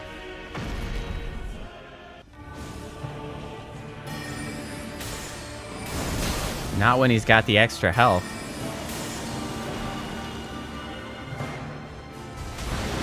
Ow. Oh, shit. Oh, for freak's sake.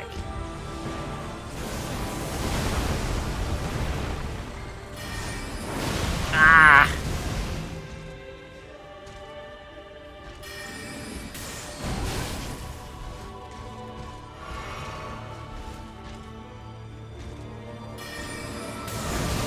Oh my god. Oh god. Okay, I can't bring the ally in, actually, it turns out. Definitely can't bring the ally. He gets too much bonus health. It's just me and Lutel. We just have to freaking get good. Alright, let's go to the Fat Flask. Physic. All damage negation. Boost magic attacks. Do we have specifically... Do we have specific resistances? No. Coats nearby enemies with oil. Concoction to explode. Gates damage. We don't really have anything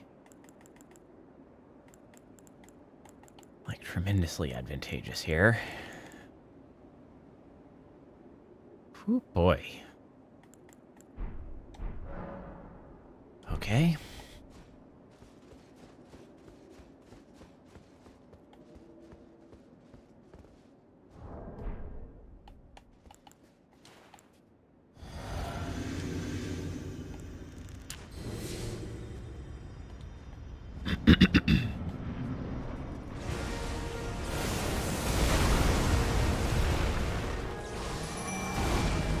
Oi!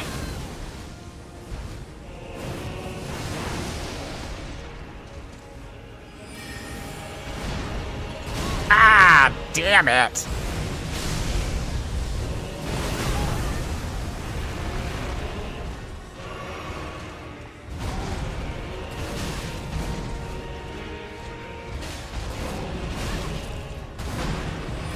Here we go. Get it off.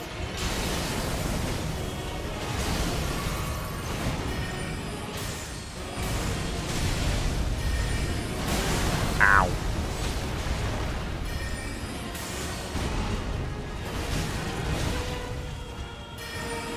I should have healed instead. Shit. God damn it. Mistakes, mistakes, mistakes. All right, we gotta sit upright. We gotta stretch the hands. We gotta freaking get all focused and shit.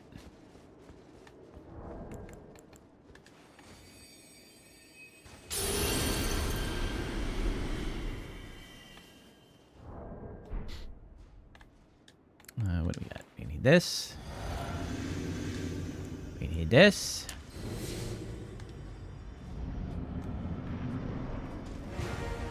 Okay, he's not attacking immediately, so we do that. Now he is. Got him.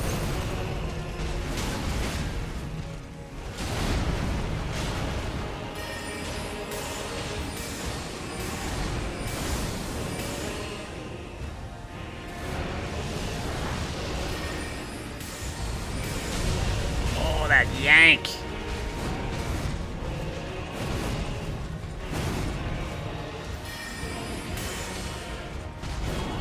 I was kind of hoping that was going to phase transition, actually.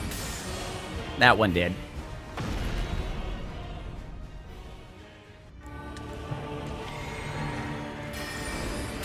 Oh, shit.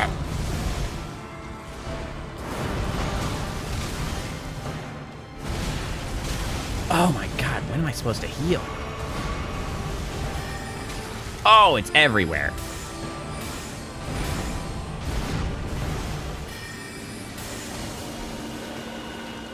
Like, there's just not a way to get out.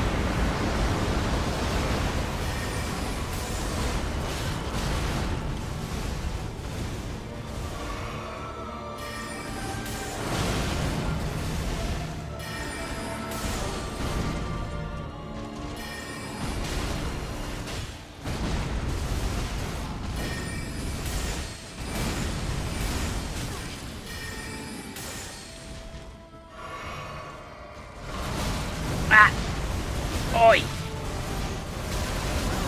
God damn, that combo is bad.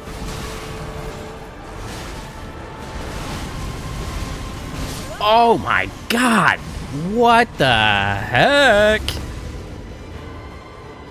Oh. That combo crazy. Like, what are you supposed to do about that? Like, there's really no clear evasion. Do I just need to, like, strafe it? Is strafing the goal there? I'm not sure. I've had some pretty good bouts. We're not doing too bad. It gets pretty freaking overwhelming.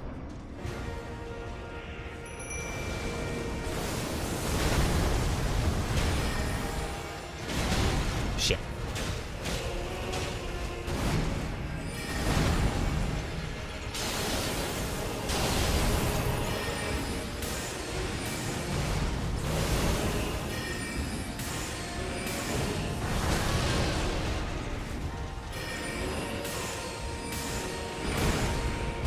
Ah, shit, I didn't have stamina to dodge.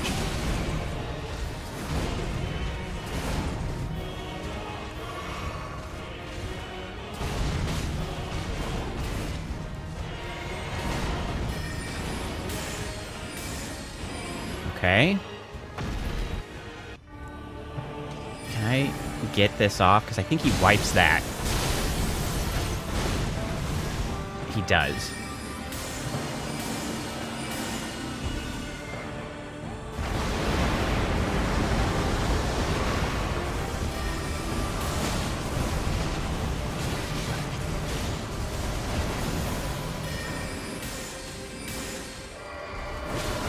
Oh! Okay.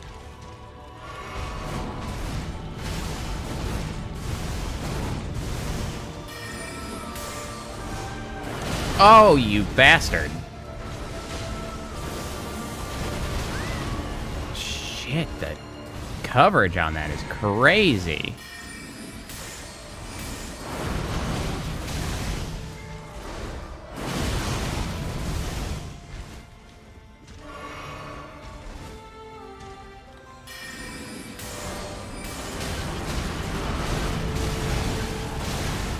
It's so insane.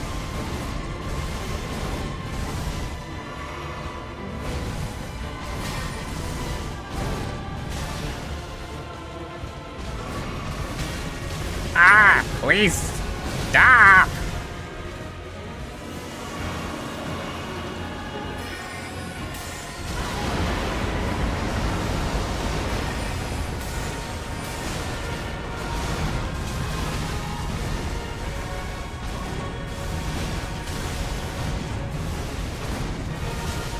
Oh, he just keeps going. He just keeps going. He just doesn't stop comboing. What are you supposed to do with that? Also, I can't see for shit. It's just holy rays everywhere.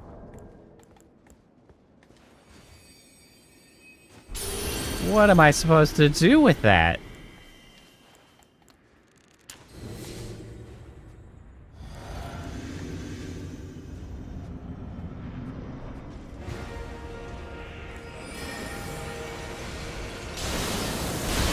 Ow.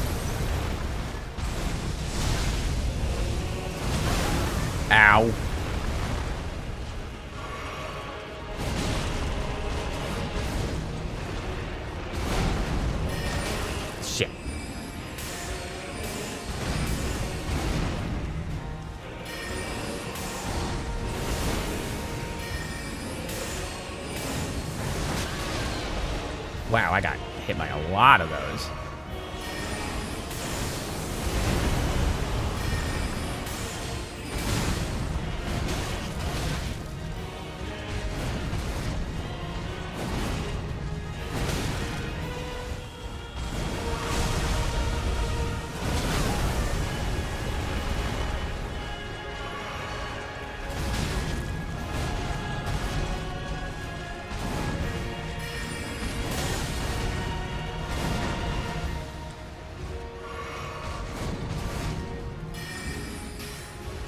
That's not the spell I meant, but you know what? Sure.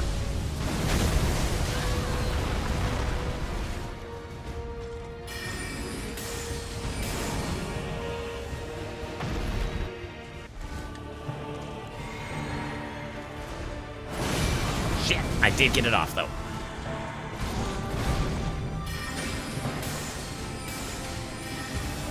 This is a mistake. Actually, that's gonna work.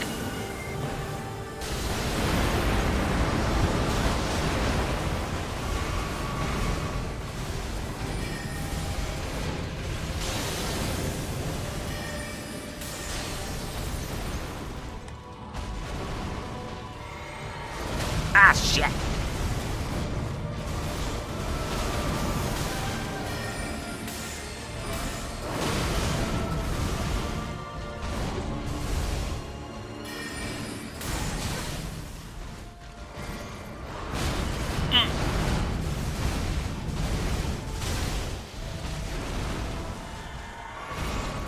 No, I wanted to dodge that so god bad. I am. Damn it. I was pretty sure I freaking got out. I don't know what this does. Nothing good, I am sure.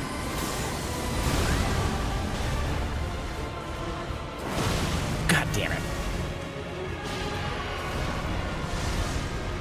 Oh, he's doing this again.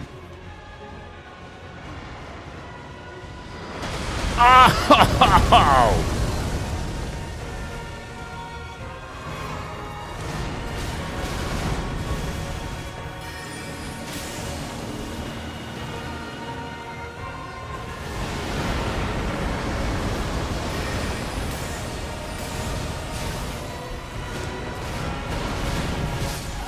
Ah, that one was closest yet.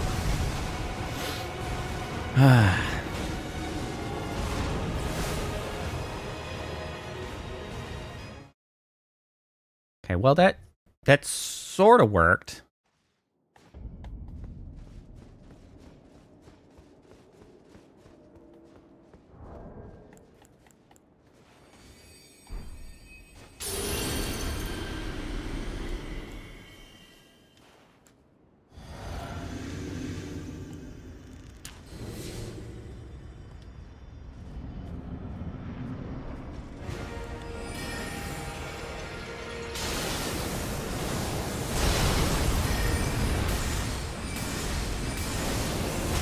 Okay, you're just gonna chain those together.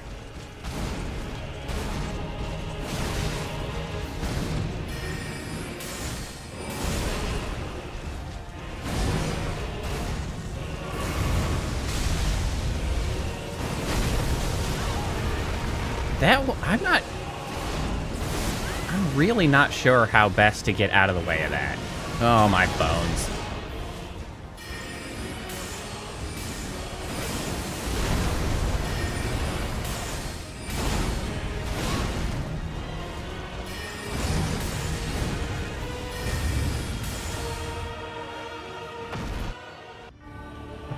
Ah, shit.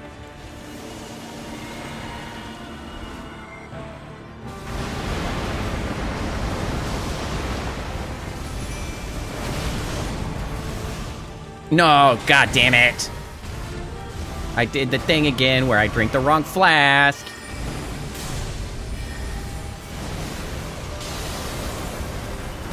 Oh, shit.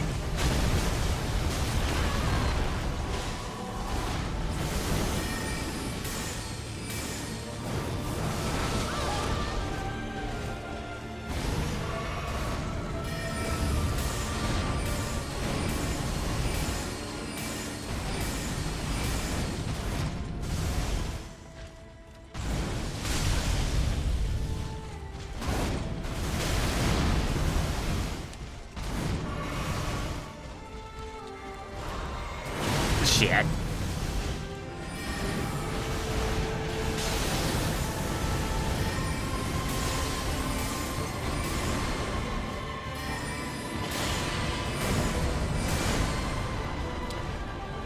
Okay. Oh, shit.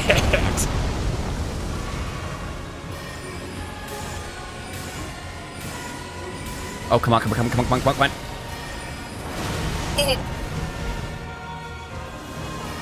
This is it, this is it, this is it. We got it.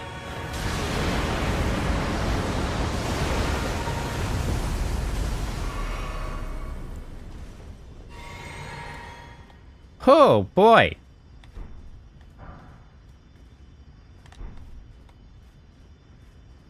Well, well. It seems like it was exactly 20... Was that 21 or 22? That was... It was real damn close.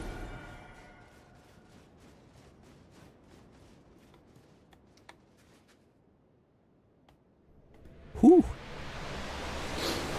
That was a fortunate run, honestly. I got just the right opportunities to lay on the damage. Lord brother.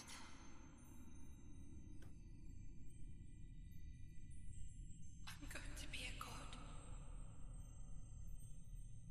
Learning about Mikola. If we honor our part of the vow.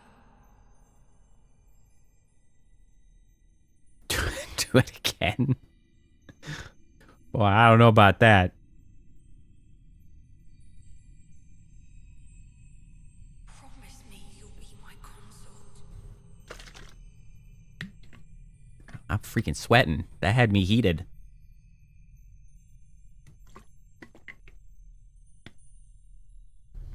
I'll make the world a gentler place.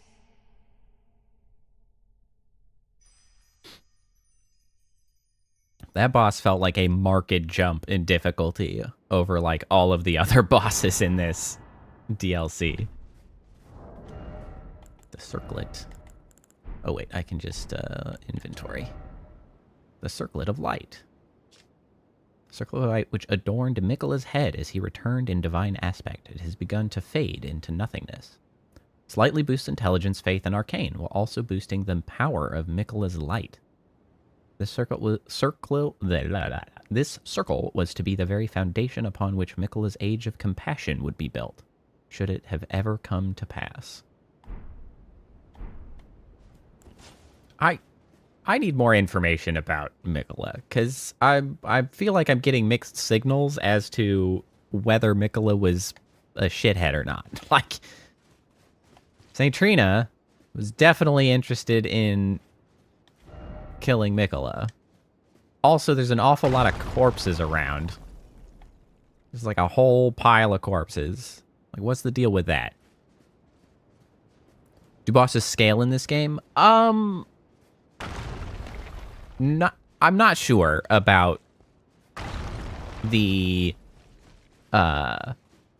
DLC. Generally, no, they do not. However, there is, of course, like, soft caps on stats and things, so it's not as though the player can scale into infinity either.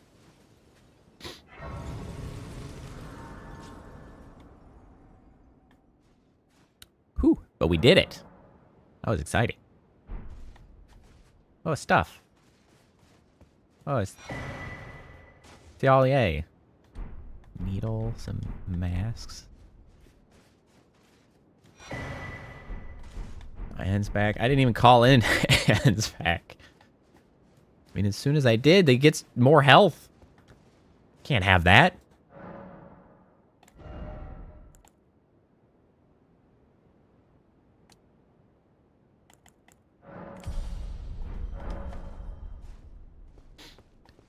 All right. Well, that's only 2 hours. Might be a short stream this time, I guess. I don't know what else to do. We've explored the whole map. We killer-rated the bosses.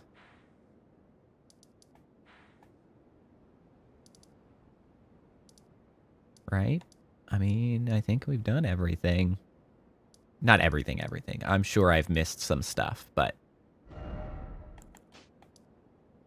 Oh, actually, that was marking a spot that I know that I haven't been. Well, I could do a lore vid. I don't think I want to jump directly into that. I was gonna watch that on Saturday.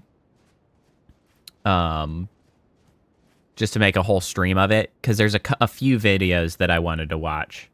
And I'm also, I mean, I was gonna say I'm not really set up, but it's not that complicated to get set up for a new screen. But you know what? I'm indecisive on it at the moment. Actually, I'm like, ooh, because I do wanna set up a new scene that works better. Because something the Seaweaver suggested I thought was a good idea, which was to continue having, well, not totally React Andy, because I'd like to watch some lore videos, but as Seaweaver suggested, to keep things, you know, not just content steely, because I don't necessarily know if I will have enough to react with to like fully cover the stream. I'll probably have Elden Ring still going, so I'll like play Elden Ring through some of the base game to sort of just keep going while we watch some videos. And I don't have a scene set up to have both of those things up right now. So yeah, like we might do ourselves some Saturday night movies.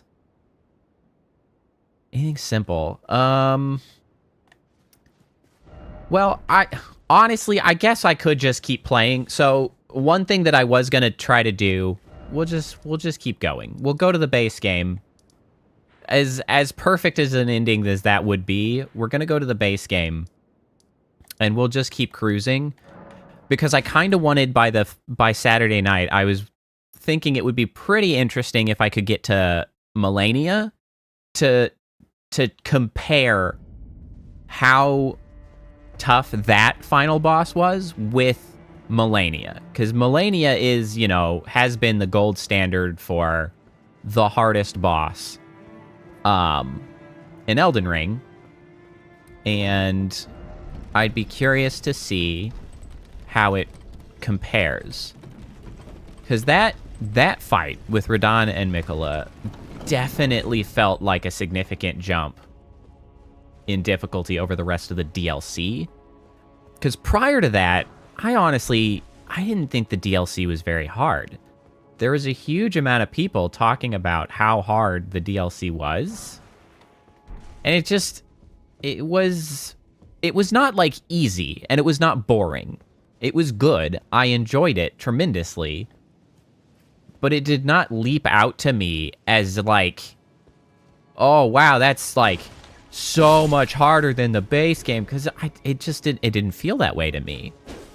And yes, of course, the necessary caveats of, yes, I'm doing a sorcery build, yes, I was using my Spear Dash summon, but like, I still have the stance that you can't call the game like too hard unless it's too hard to do with the easier builds, because like, it's in the game. If the game is quote-unquote too hard, then you use a better build. And if people on a personal level don't want to use the quote-unquote easier builds, then that's fine. But they can't call the game too hard, because they're playing a challenge mode at that point. And like, come on now, just make a better build.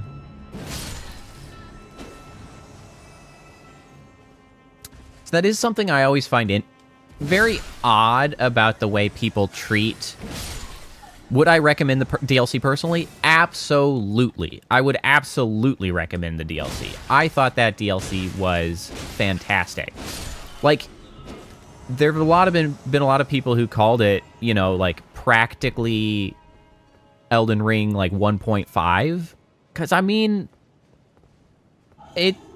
let's see, what episode is this? Episode 8, and I've done at least 3 hours 3 hours per episode, right? And so that puts me at like 24 hours of gameplay in the DLC.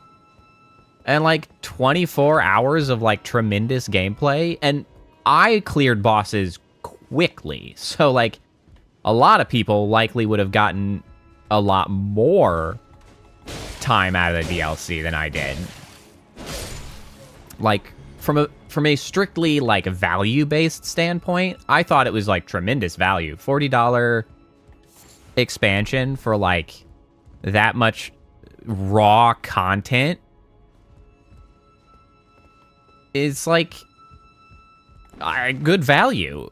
But even more so, like they really took the things that were really good about the base game of Elden Ring, and they just like they kept it going, and I think they enhanced it. Like the density of the map in the DLC and the exploration involved was really interesting. Like they had big areas like tucked away behind a easy to miss place, and you find it and you feel like you've really like discovered something exciting. It was really well done on that regard. And I mean, obviously the combat's still tremendous. Got a bunch of new shit out of it. Like it has done exactly what you want out of a DLC of an excellent game, which is to have simply given more of the game. And like that's what you want. New ways of engagement, new kinds of boss fights, new encounters, new abilities, new attack patterns, like all these exciting things to come across and discover in exactly the same fashion as the base game. So, yes. 2 thumbs up on the DLC, absolutely. And I think it is unfair of a lot of people to have ended up giving the DLC like a mixed review, because a lot of people just wanted to say that it was too hard, and I don't think that's true. Is Outlast on the table? Yeah, maybe. So I tried to play Outlast once, not on stream, but before I was streaming, and I didn't get very far. I got stuck because there was like, I felt like something was supposed to have triggered and happen, but it didn't, and like I couldn't progress, and so I was like, who gives a shit? And so I stopped.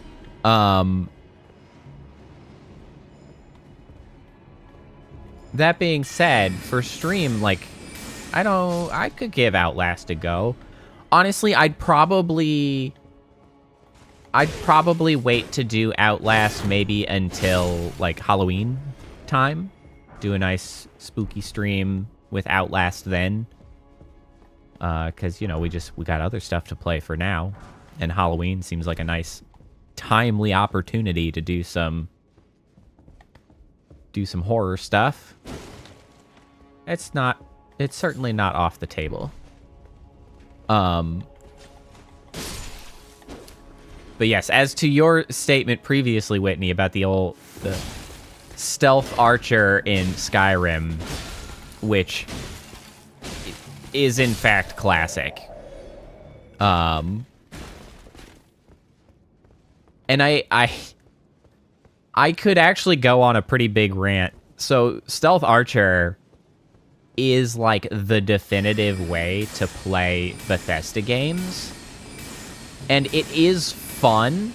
The problem is that like it's almost a requirement because they cannot for the life of them fix the rest of their systems. Like, they can't manage to make melee, like, balanced and engaging at the same time as magic being balanced and engaging. And it's like, I just want them to do better. Because, like, Stealth Archer is just so much better than any other way to play the game. It almost seems silly to give you other options. And that's kind of too bad. Like, modded helps. Modding it does help. There are mods to make it less, you know, ridiculous. But I still am going to fault game developers if they can't get their game squared away and they require mods to, like, make other builds viable.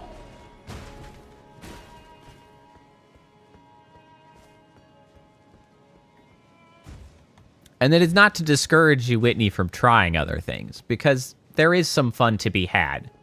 But after doing Stealth Archery, you'll be poking about with other stuff, and you're like, damn, this is just less convenient than Stealth Archer. It's like, boy, I could have done this way faster as a Stealth Archer. And it's like, yeah, you sure could have. That is correct.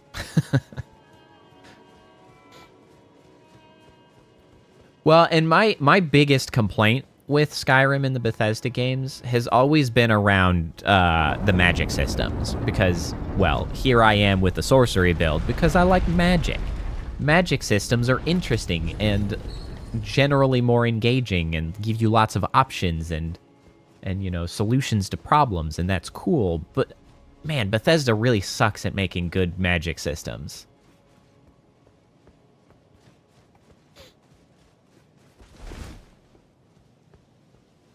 Oh, well, I mean, if you like the sneakies, then you are in the right place, to be sure.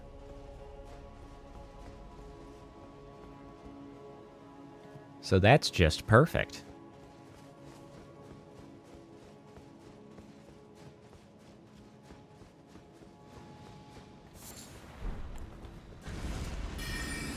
I just realized I have not replaced all of my spells after I swapped them out. I really need to do that. Oh, shit. I'm just gonna get brained. Don't worry about it. Oh, you know what? How does this perform down here?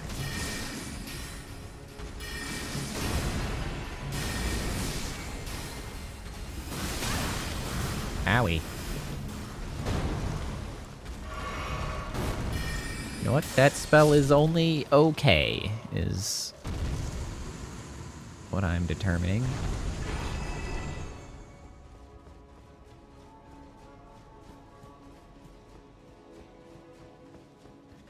Yeah, it honestly, with the Elden Ring DLC, and just with From Software in general, and like Elden Ring broadly, and all of what From Software makes, God, it's so refreshing to just have a finished game and then have a DLC for that game that, like, doesn't feel shitty, right? Utmost thanks for bringing here. And thus I shall depart. Hey, no worries, Phantom. You got to see the exciting part of stream, so thanks for coming and hanging out. It's good to have you back. Oh, I should have asked earlier. I know that you had busted up something. You fell. Was it your ankle? Have you gone and gotten that checked? How are you doing? I think I'm remembering that correctly, right? We talked about it last time I saw you. I don't think that spell's that good. You can give a quick overview or just blow me off and go if you do in fact have to go immediately, Phantom. But I had forgotten to ask about that, so I definitely wanted to follow up.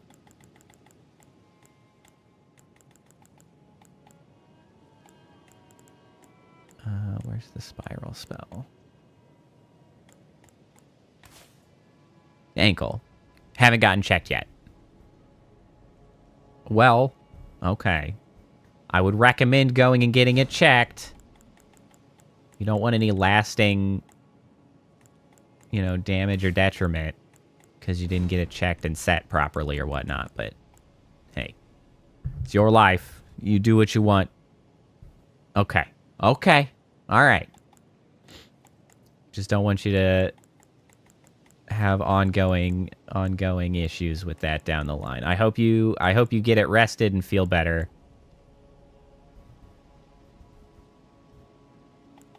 I will now let you go. You can go have the rest of your evening. You can go get some rest, have some sleep. Have a good end of week and weekend. I'll see you later, Phantom. Okay. What were some of the other spells that I was using? I was using this. And then I had this thingy was pretty cool. What am I missing? What had I been using previously that I don't have with me now? I don't recall. I had wanted to bring this, so I guess I could. I mean, it's a cool spell. It's kind of hard to use, but it's still pretty cool. Hey, I gotta take care of my regulars. There aren't that many of you. You all go... if you all go getting yourselves killed, what the hell am I gonna do? Won't have any regulars left. Y'all gotta stay healthy. Keep your asses alive.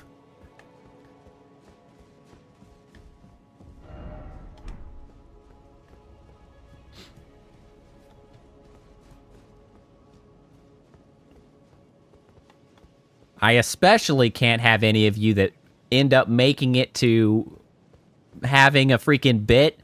I just thought of the potential. I don't know how I would find out unless somebody was like posting it in the freaking Discord. If I ever find out that I'm still streaming and one of you assholes that I made a fan bit for end up dying, I'm gonna be so upset that I have freaking like the last vestige memories of someone as part of my model after they've passed away. This is absolutely unacceptable. This is officially a no dying community, all right? Consider that a binding agreement. Deaths aren't allowed in the community.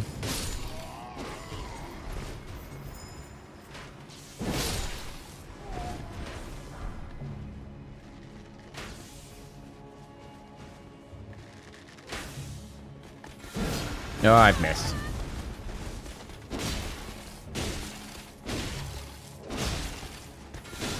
You did say Phantom twice.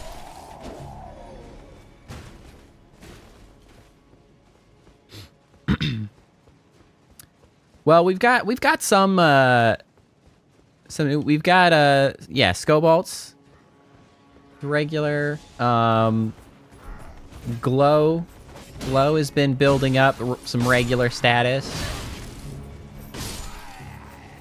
Apple had been showing up, but we haven't seen them in a while, which is unfortunate. I do hope that they will come back at some point.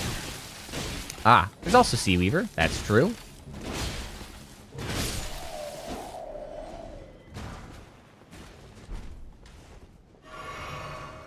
There was another one that we haven't seen in a while. Beethoven. We haven't seen Beethoven lately either.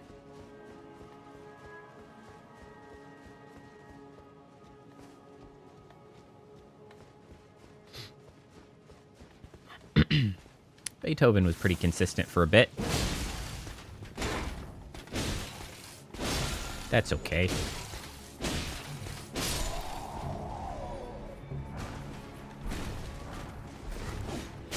Oh, my ass. I know, right?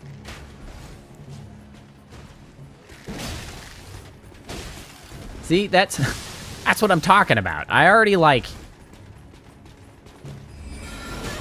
miss when the regulars disappear. I can't be missing a regular because they freaking died, alright? Alright, well, that spell's sick as hell. Okay, well, it was a lot cooler before I had guys stabbing me in the ass. Okay, I'm stuck. We're stuck. We're stuck.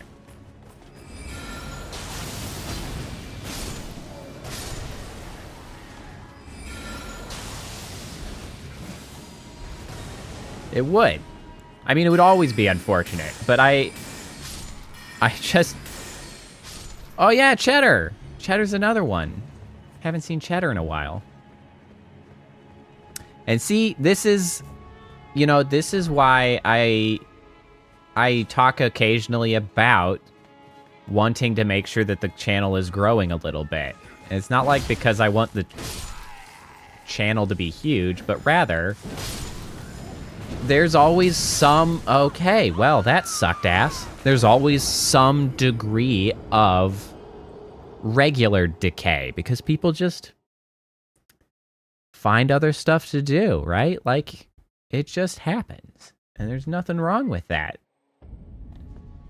We can remember them fondly, hope that they stop by again sometime, but we always got to be trying to pull some new folks into the community, or else, you know, eventually you'll all get bored and it'll just be me again. And, you know, I've done it twice now. I guess I can try a third, but I certainly don't want to have to.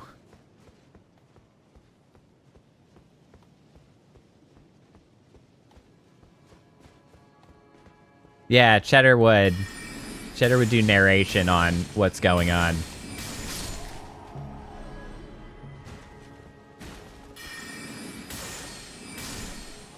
Wow, that's a lot easier to deal with when I'm not fighting 12 of them.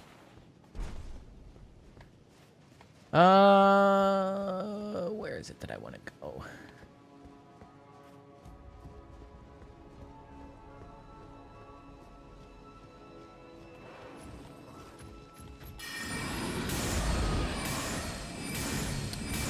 You know, this conversation also, you know, I mentioned why I need to talk, like, continually try to grow a little bit. It's also why I don't want to grow too much, because I like how everybody's like, oh yeah, we know specific people, because there's not 1,000 of you in chat filling the chat box. Like, I can't find, like, anybody specific in those huge chats for the big streamers. I'm like, this might as well be a stadium. And sometimes going to a stadium is fun, and you, like, going to a stadium, hearing the crowd, like, joining in to the wave, and, like, all that stuff, right? Like, all of the stadium activities. That's always what I liken a large stream to. And there are times when that's fun, to be sure. But boy, is it hard to meet people in a stadium and, like, build any kind of close relationships with people. So I like the small communities where we can all chat and hang out, and there aren't so many of you that I can't keep track of individuals. I'm bad enough with names. I don't need there to be 400 of them for me to just have to lose track. Oh, shoot. Where's the path up? I'm trying to remember. Is it? I think it's over this way.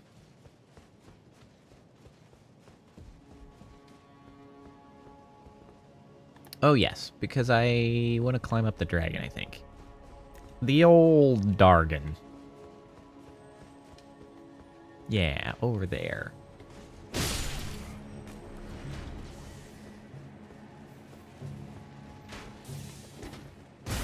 Hoi!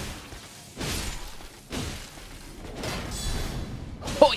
Oh, that was just... Ay, ay, ay! Where'd that guy come from?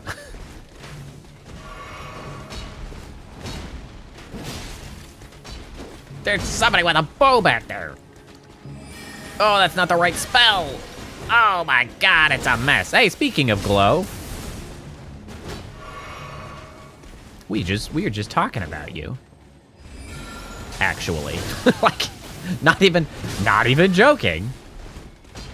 We were talking about the regulars. We were doing a roll call, and we mentioned how you are one of the newer regulars who've been racking up time. So hello and welcome. We were talking about our little community, and reminiscing of some of the regulars of yesteryear. And those that, you know, don't show up as often, and how we miss them.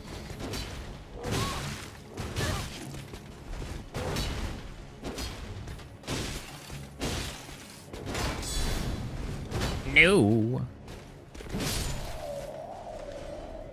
So yes, it is good to have you. Our newest regular recruit. Gotta keep at least a little bit of growth going so that...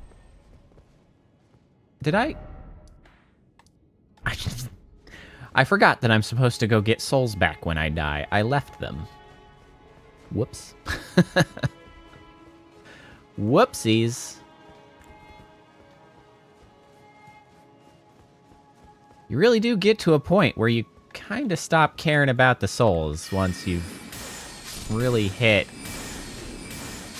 a high enough level. And it's like, yeah, well, does it really matter?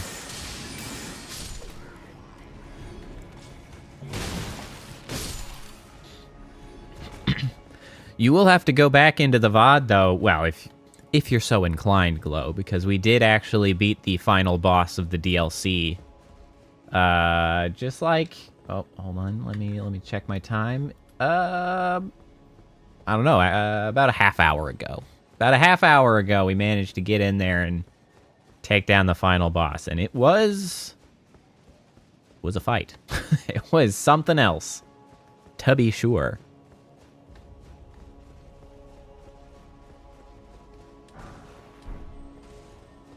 Yes, it took 21 attempts, which honestly is really a reasonable number of attempts.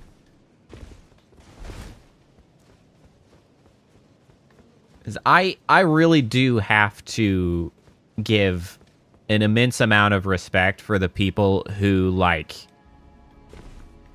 go, like, hundreds of attempts to finish these bosses and stuff. I simply do not have the patience to make hundreds of attempts.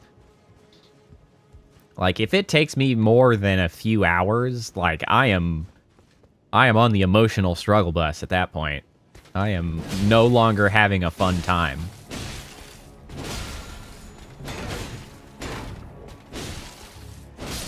I'm surprised at how little damage these guys take from this sword, actually. There's some tough cookies. Aye.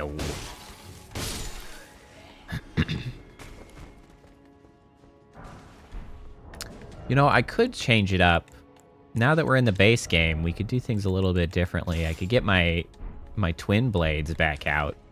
I didn't really play with them too much, but we're in base game territory now. Like, I'm a lot more familiar with things here. We could spice it up with a new weapon.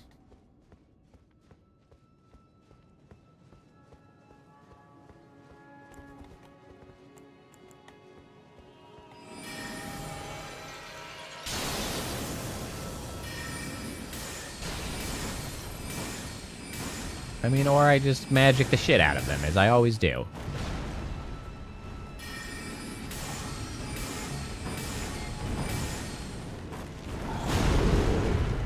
Oh, I'm at it. Switch. Please switch to the other weapon. Sir? What are you doing down there?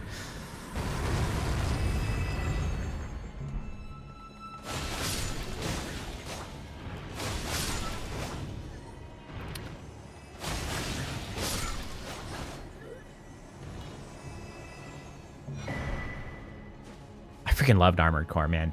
Which boss was it? Out of curiosity.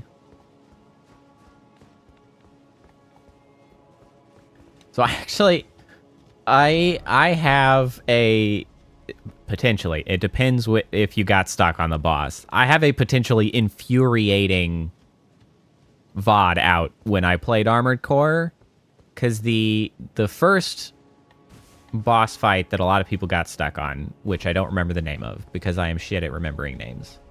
The flame guy that everybody got stuck on. I actually have the VOD of me beating that guy on the first try and then asking... Okay, you got stuck on the second version. Balteus. Yeah. So I actually got through the first version of Balteus in one try.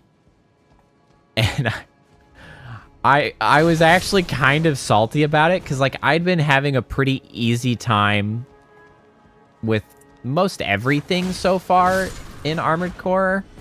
I would have liked it to have been harder, honestly, in a lot of cases. Except for a few of the final bosses were really tough. Those were certainly good. Like, I had been hearing, of course, everybody ranting about, like, the incredibly hard, like, filtering enemy, you know, Balteus, or like... I kept trying to figure out, like, oh, is this gonna be it? Is this... And then I'd, like, try, I was like, no, that wasn't it. And then I did fight Balteus. And I beat it in the first try, and I was like, was that it? I was like, was that it? Is that what it was supposed to be? I was like, oh, man. I'm sure some people would be real salty if they saw that clip after what that boss put some people through. I was really proud of that particular boss fight, though, because, like, there were a couple times where I did get lucky that it allowed, like, which allowed me to beat it that first try. But there were a couple of moments where I read it really well for having seen it first try, and I was like, hell yes. Like, I nailed it. I was like, I knew it. I just felt it in my bones.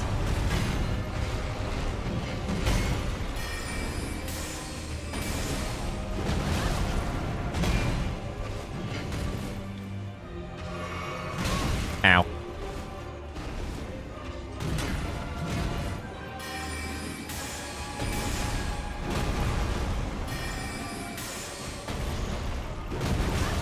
I should actually jump those if I were not lazy. Oh, my bones. What are you swinging at over there? You're just gonna end up dead, my dude.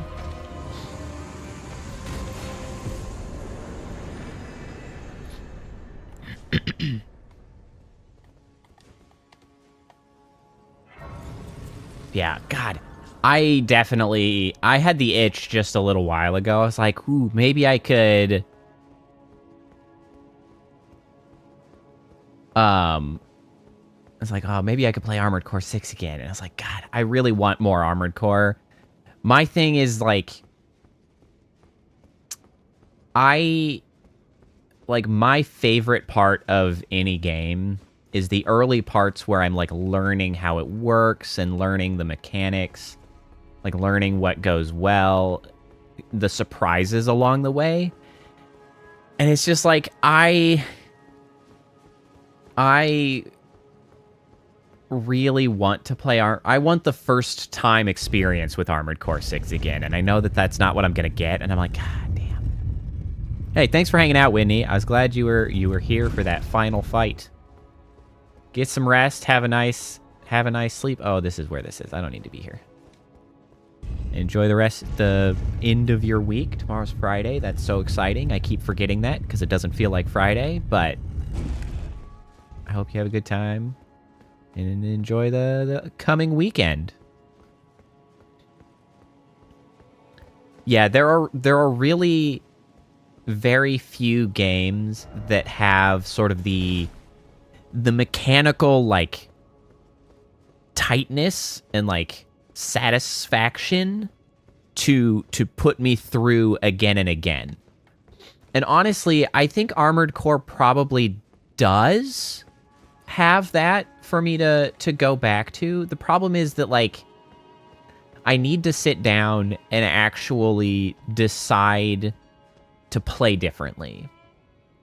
And by that I mean, like, I had a build that worked for me really well.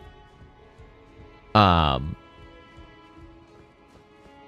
then, like, I would naturally start defaulting to the exact same way, because it's like, yep, that's the way that was working great. And so I'd have a really hard time. Yeah. So, like, I'd need to start a new game, make some decisions, and, like, do that specifically.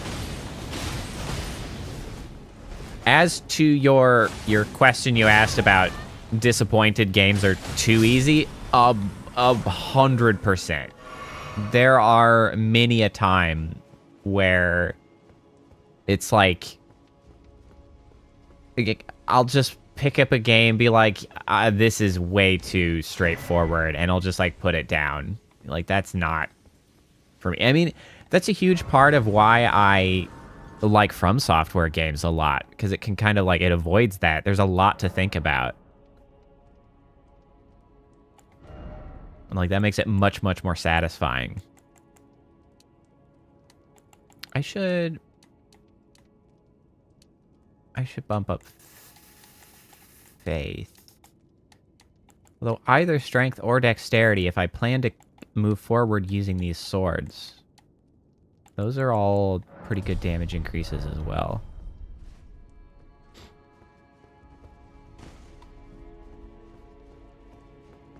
How do I handle that in my daily life? What specifically? Are you talking about the, like, stuff being too easy to understand, or just something else specifically?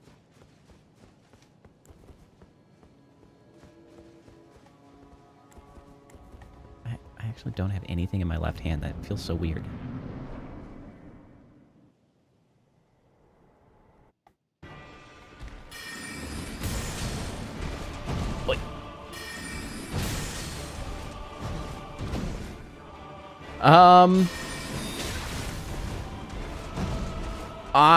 Stuff too easy to understand. How do I deal with that? So a lot of times, for one, I focus on things that are interesting, I guess, like interesting and complicated enough. You know, I focus on hobbies that, like, satisfy that itch. As far as things like, you know, my job,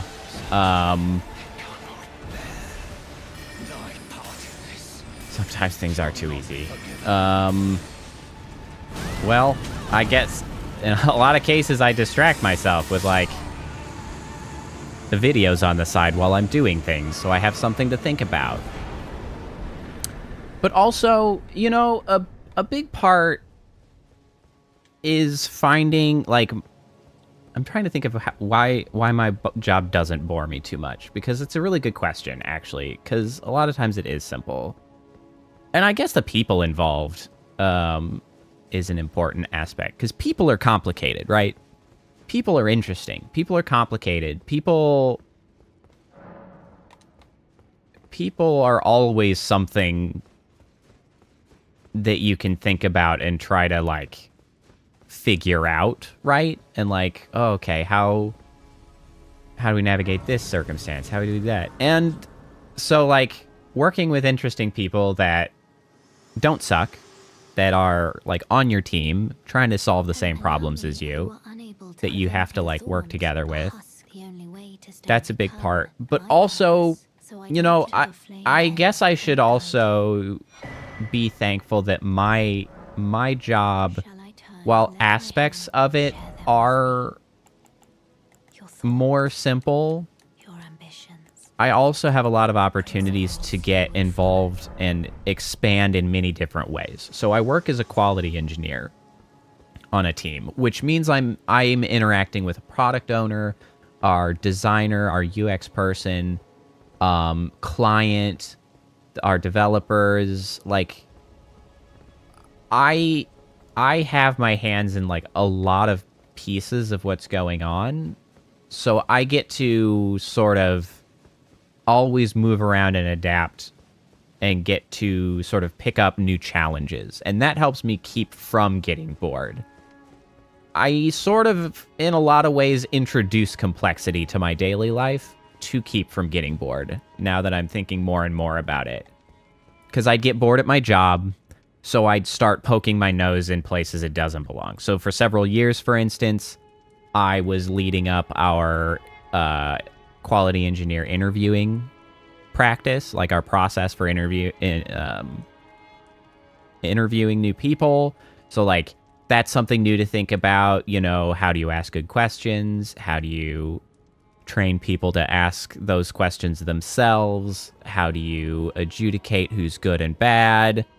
All of that. And so I'd been doing that for a long time. So like, I started in quality, and then I moved into assisting that. And then on any particular project, I'm, you know, the general expert on using the application, because I'm the one that's used it more than anybody else, because I'm constantly testing, constantly like looking through it, which gives me a mind as well to start talking to people about, well, what's better ways to use it? How do we get people, you know, to like it? What are things that people are going to run into that are going to drive them away from the product, which dovetails quite nicely with like a product owner. So then I start getting myself involved with the product owner practice and like start talking about upcoming features and how do we make them the best. So like, I am fortunate in that I have a pretty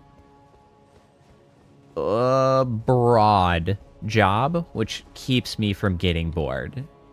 And I think that's the important part for people like us who have a tendency to get bored with, you know, overly simplistic things that you're doing, is to just be broad. And honestly, I started getting a little bit more bored at work. So I started streaming more, right? I started streaming. I started thinking about other things of, okay, how do I get the channel to grow? Then I started doing the video editing. And then you know, like, you know, this kind of brings up a thought.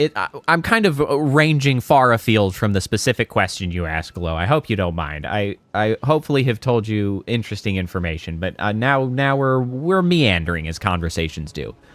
I actually recently read something, which I'd known for a while, but it had come up again recently on Twitter, where somebody talked about how they were in like France, and they asked somebody what they do, and you know, they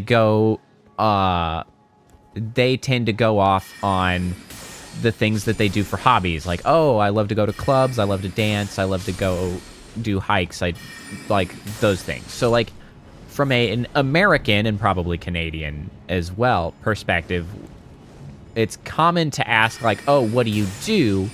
Meaning, what is your job? And like, that's the prevailing attitude here, which is really shitty. That's the culture, the hyper-capitalistic culture that we live in, so I understand why, but it sucks ass, and we should do better as a society. But, so, like, most of Europe talks about the things that they like, and so this kind of dovetails nicely with what you were asking about, like, how do you keep from getting bored in the aspects of your life? And it's like, well, you just kind of have to expand the aspects of your life that you, like,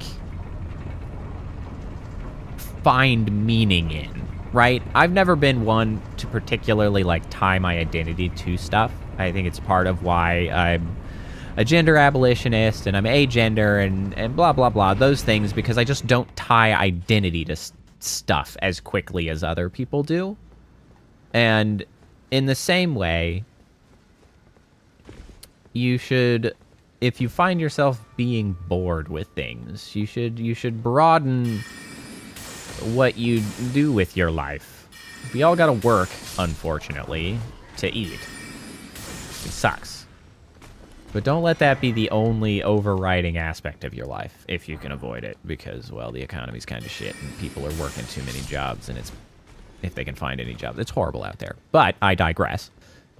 Like, Maybe this is some good old-fashioned boomer advice because it's old-fashioned shit. But try to, you know, find as much stuff as you need to do to keep your life satisfying.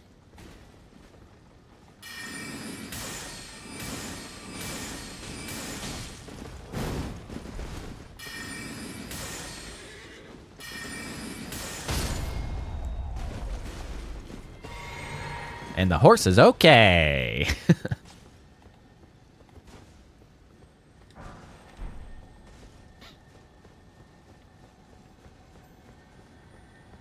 Man. Sure would love an improvement to society where people didn't care so much about their jobs and we weren't so stuck in it. Oh, you're huge.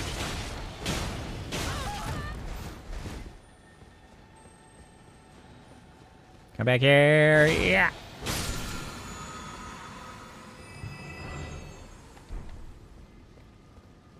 See, now, if only I could figure out how to actually be successful at growing the YouTube channel. Now, that's the trick. I spend a lot of time thinking about it and working towards it, but boy, it sure is not working very well. What's up with that? God damn.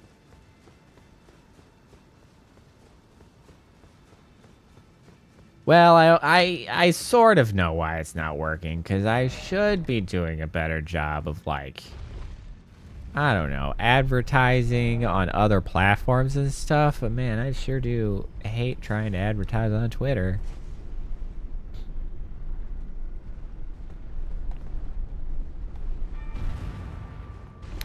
I agree, Glow.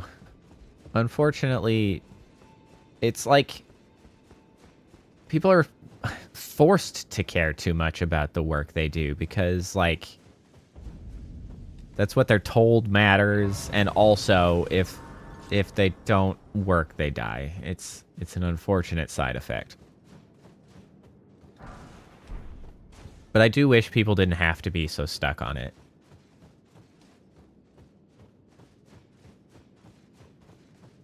I know, it's a big part of why the model is as obnoxious as it is. What additionally still kind of shoots me in the foot, though, is that it's more interesting in motion, and so it doesn't thumbnail as well as I would like. Because actually, it's kind of interesting, because I think it's actually a little bit harder to read in, as a still than it is in motion. There's something about the sort of the outlines that you get to see in motion that keeps it looking more human, or at least humanoid, that people can, like, better read the face. And as soon as I take a still, it's, like, wonky. But, I mean, that's why I have the chibi now. That one does a better job. I have been thinking lately, of doing an experiment on Twitter. I just have to get off my ass and do it. Which I have been thinking about making a new Twitter account as an experiment to see, because I have a hypothesis that brand new Twitter accounts are given some degree of preferential treatment in the algorithm because they want people to, you know, like being there and to, you know, watch it grow and stuff. And part of the problem was that when I made my Twitter account for this whole streaming thing, I converted my previously existing Twitter account that had almost nothing on it because I never gave a shit. But I converted that, and it's like a 10-year-old account. And I kind of think that... ooh, I can't believe that didn't hit me. That I missed out on a lot of potential early growth because it was a old account that never got any preferential treatment. Because so often I will see a new VTuber jump onto Twitter, post nothing but like a, hello, I am here to do VTube things, and like, not a okay. I literally could not get my ass off the floor fast enough. It just took forever. In like a not necessarily interesting way, they just like get on and they're like, oh hey, I'm a new VTuber. Here's my model. It is generic person model, and then they end up with like hundreds of likes and follows from just that, and I'm like, well, I can't post something like that and get freaking hundreds of likes and follows. What's up with that? And so I've been contemplating lately of just trying to make one, and then just, you know, posting an intro now for the model and being like, hello, I stream. See if it works. But I hate Twitter, so it's hard to find motivation to do that, quite frankly.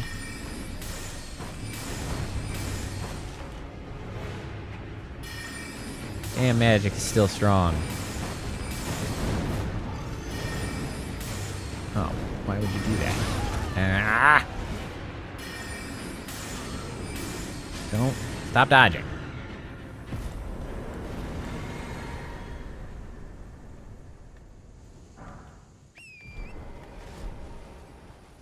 Yeah, well, we'll see on a day that I'm feeling particularly uppity. The next plan to continue growth that I am going to start doing is I'm going to start recording more story times. So I have my Lovecraft story times, and I'm going to expand into doing the story times for Edgar Allan Poe as well. I've started looking into some of the popular stories. I found the website with all of the, like, the compendium of his bibliography of all stories and stuff to start working through. So I'm going to start trying to post 2 videos every week of the story times rather than just the one. Problem, of course, the thing about the story times as a means for growth is I can't be too overly optimistic, because those are of a very particular sort of content which differs from the stream content. They are not gameplay. And so I don't know what percentage of people who I, you know, pull in as a subscriber for the story times that would ever end up taking a look at stream. That's a challenging thing. I gotta figure out how to do a better job of promoting like gameplay to get people who actually want to watch gameplay, because I mean that's my bread and butter. That's what I do most of the time. But you know, yeah, well, it's hard out here.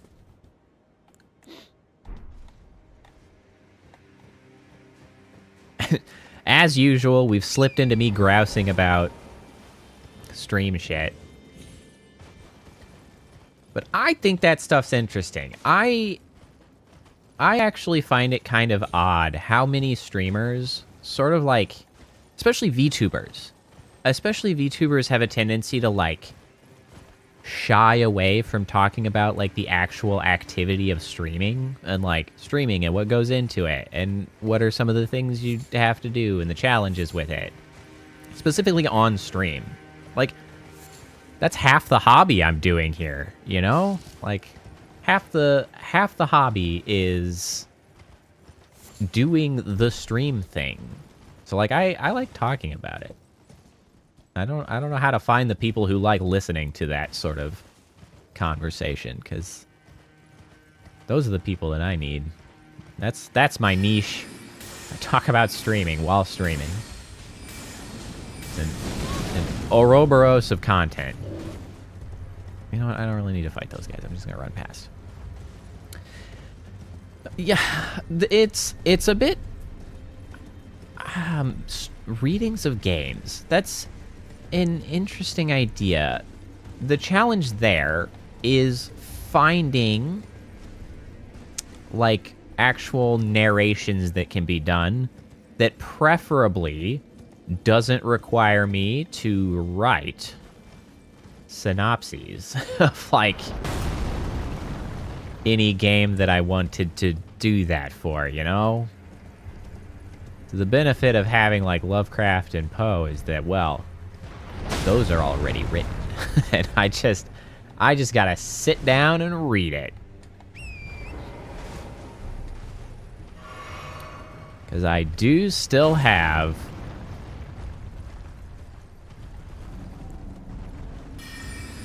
Warhammer is not a bad idea. The problem is I don't actually know, like, enough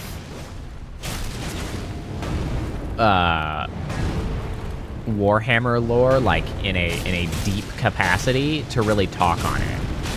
I love Warhammer lore. I think Warhammer is so cool.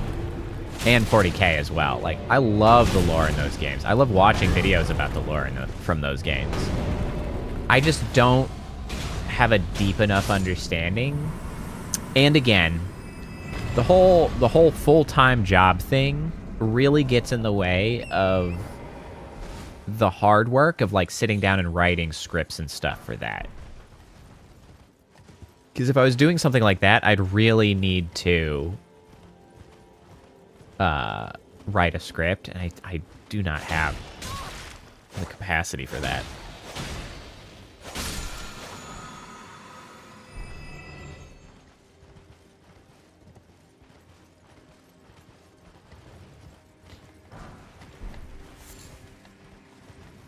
Yeah, that's the main thing is, like,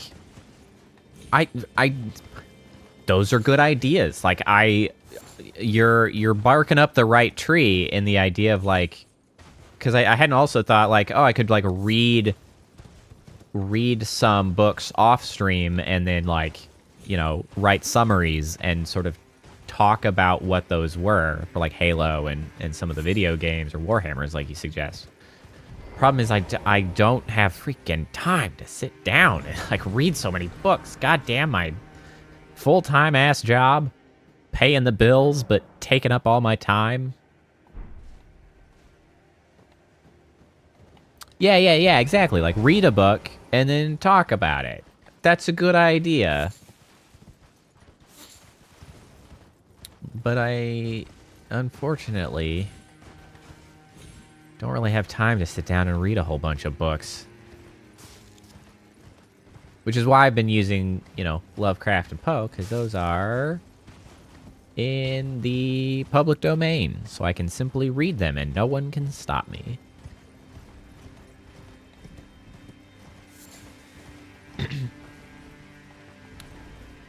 One thing that would be pretty neat is if I could start getting in touch with people, like authors and things, of more modern works that are not in the public domain, but would be open to, like, giving me permission to read them on stream. Or not, maybe on stream or in video form.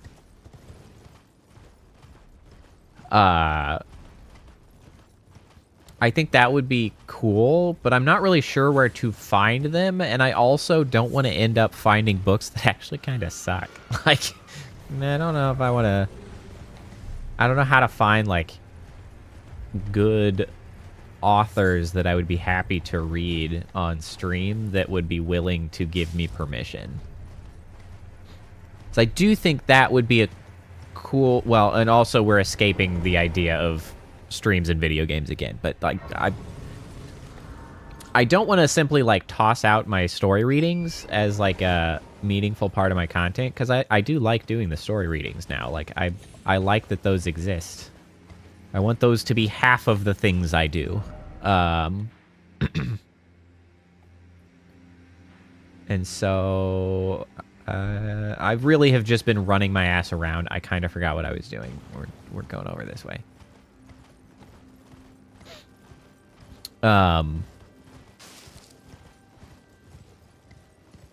actually, we are now beyond where we need to be. So what I need is the secret medallion. I believe there is actually a skip, but...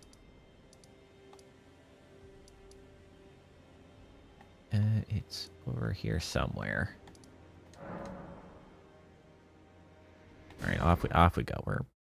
I gotta go get the secret medallion, because I gotta get down there, because I gotta get access to the Erdtree, because that's the whole point. What was I saying? Oh, yeah. Honestly, I kind of know what I need to do, which is to be far more consistent in uploading things like shorts and clips. Like, if I were to be releasing a daily short, I think I would be able to build audience relatively quickly. The problem with that is that, again, editing those take time. And most importantly, finding the right stuff to clip is kind of beyond me. Like, I don't know what to clip out of my own shit. That's what it comes down to. I don't find myself to be a particularly clippable individual, which isn't very helpful. We're more here for the slower burn, more intellectual conversation. As pompous as that statement may sound, I can't escape the fact. Like, nobody's here for gremlin energy. There ain't no gremlin energy here. I don't know if I'd classify the streams as cozy either. Like, I don't know. I don't know what the hell people are here for. They just keep showing up and engaging in satisfying conversation. So I don't know. Problem is, it's a lot harder to clip a satisfying conversation than it is somebody screaming about balls or whatever.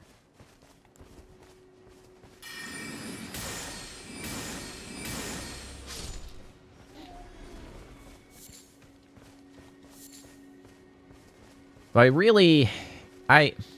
if I wanted to be serious about things, I would simply bite the bullet and I would start paying somebody to go through my VODs and find shit to clip. Because that's a thing that people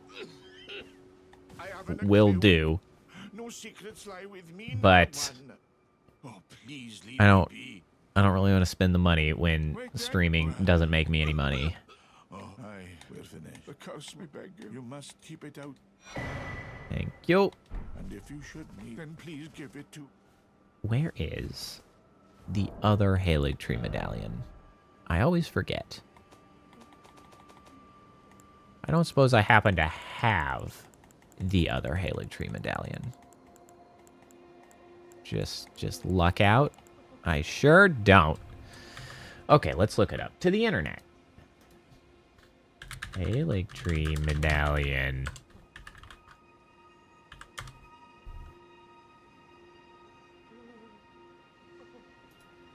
Left and right locations.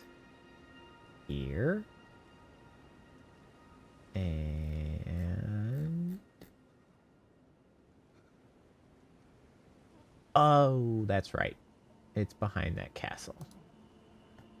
That's right. That's right. That's right. I remember. It's up here.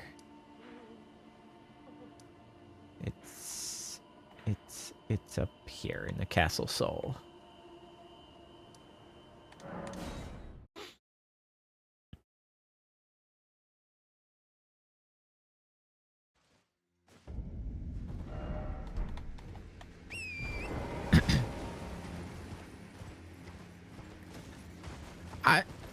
It's not a bad idea, Glow. Part of it is I kind of just need to get over, like... I'm sort of resistant to put out stuff that I feel like has a huge question mark about, like, is this even good or not? And so then I'm just, like, resistant to doing it at all, which is probably not a very good attitude for content creator to have, because it's probably a lot better to just try a bunch of stupid shit and then just, like, end up occasionally getting something that works. That's just not very good for my personality. I'm something of a perfectionist in a lot of ways. But yeah, there were a few that I wonder, because we were talking about like second order thinking, and I'm like, is there a little soundbite about second order thinking that I can clip out and throw into shorts? Like, that might be interesting. People might like that.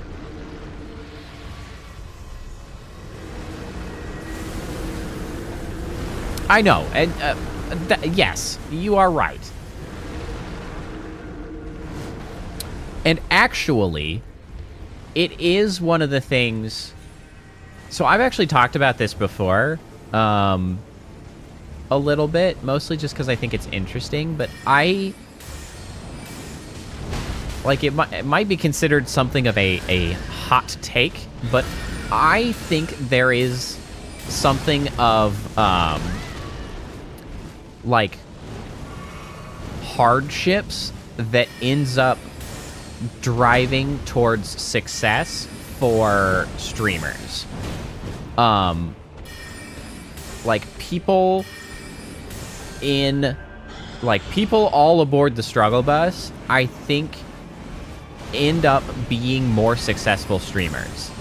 And I'm not sure if it's because it's, like, relatable and people like to go hear people talk about, like, some of the struggles that they have.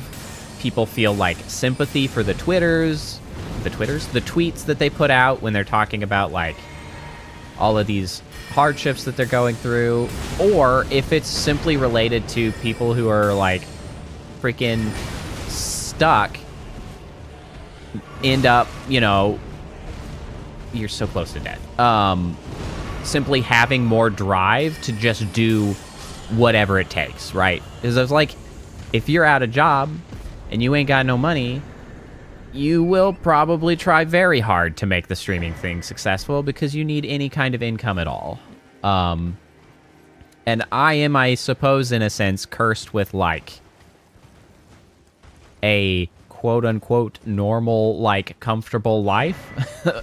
So I don't have any of those things to quote-unquote help me. I am not particularly driven to make streaming work. It is a fun hobby of mine. I don't have all that many things to, like, commiserate on stream with. I'm just like, yep, we just vibing. Like, I had another pretty good week. How'd everybody do? And, you know, like, I don't know. I think it's an interesting observation that I've had, at least, where I feel like many of the largest streamers have some kind of hardship that have sort of driven them to success in one way or another. Whatever that looks like, I'm not sure, but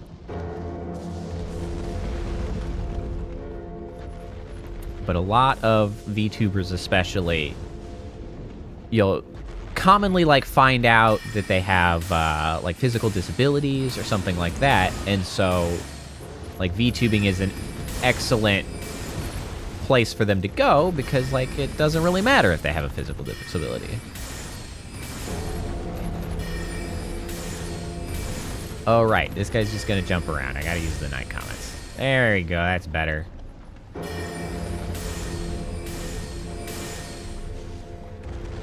Oops.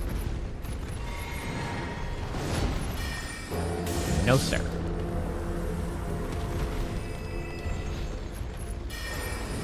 Owie. Haha, you can't come outside.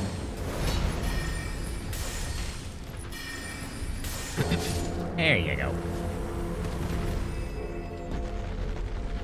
Yeah, like, it's a really common story, I feel like. You see it from a lot of people.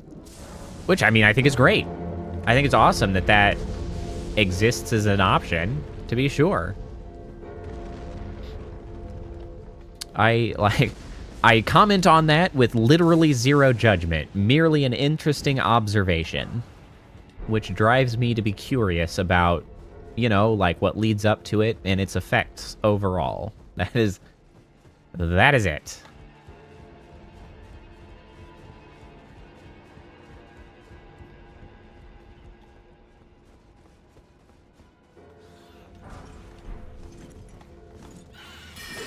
Owie. I do like the moveset on these great swords. Light great swords? They're weird. Owie. Ow.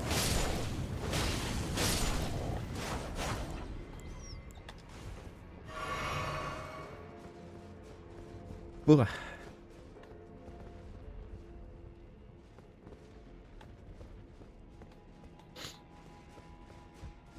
Channel? Well, I hope we can get somewhere. And that's another thing I've talked about before. It's really sometimes the most challenging part of streaming or getting going is the earliest part. Because in some ways it's frustrating. Not at anyone. It's nobody's fault or whatever. But it's frustrating to see when you're trying to get built up how you'll see bigger streamers who've reached some degree of success who can sort of like self-perpetuate content based on like, oh, chat submits this stuff and we look and it's fun. It's like, you're right. Getting started is the hardest amongst anything. You're right. But in a very specific way in streaming, it's like you see a lot of the ideas around like what would be a really good idea for content and what could be really fun is heavily reliant on like chat involvement. And of course it is, because like how you build a really engaging like content for chat is to involve chat. But when you don't necessarily have like a sizable enough chat to like reliably support some of this content, right? Like submitting clips or doing some of the other, that's the only one that's coming to mind, and that's not fair. There's lots of other ones, and I am remiss that I can't think of more. But just all these things that involve chat and have them, even channel redeems are actually even a good example. Because I mean, how many clips of big streamers do you see where the whole point of the clip is chat having redeemed a very well-timed sound alert? Like, that's a really common clip. They're all over the place because they're funny as hell. I love them. But it's difficult to accomplish that without a very active chat who's, you know, cranking out redeems and whatnot. Yeah, react to the fan Reddit, take clips from chat. You like end up producing clips of them having done something really funny with the redeems or text to speech. And it really is the hardest part when you're streaming to... The hardest part is when you're streaming to no one. I am fortunate enough that at this point I am quite rarely streaming to no one. And I appreciate that greatly. I certainly do not take that for granted. But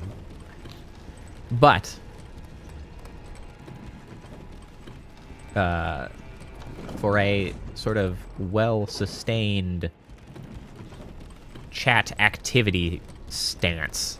Yeah, exactly. Getting over that threshold is tough. It's tough. And YouTube has not been helping me lately. The bastard. You hear me, YouTube? If Twitch wasn't worse for me, I'd go back. Or I'd at least try cross-streaming. But Twitch is worse, so I'm not gonna do that.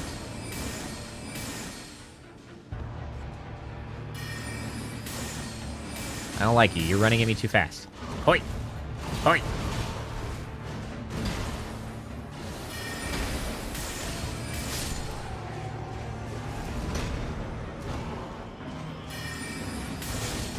Owie. You know, it's interesting now that we're back from the DLC. I can actually see the impact that the Erdtree fragments were having. Because my damage is actually quite a bit lower. Like, percentage-wise of the enemy's health, it's not lower. I'm still doing lots and lots of damage. But, you know, each one of these casts is only, like, 700 damage, as to opposed to, like... Okay, it would be, like, 1,500, or...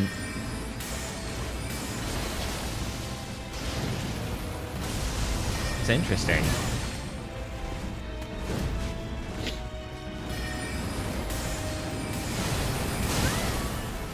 That is true, Kappa. Well, yeah. It's hard to stream to no one. It's tough.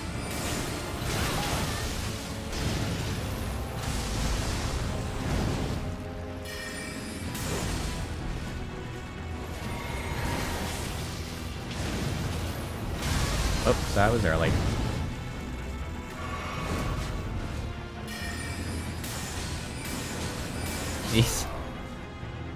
These bosses are a lot more straightforward than the DLC bosses were.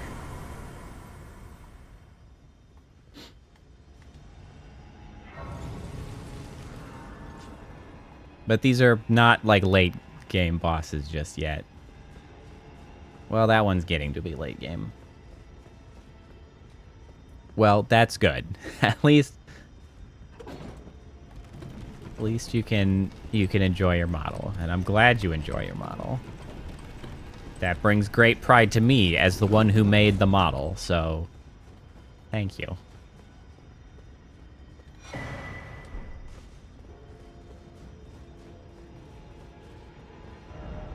All right, we've got our Erdtree.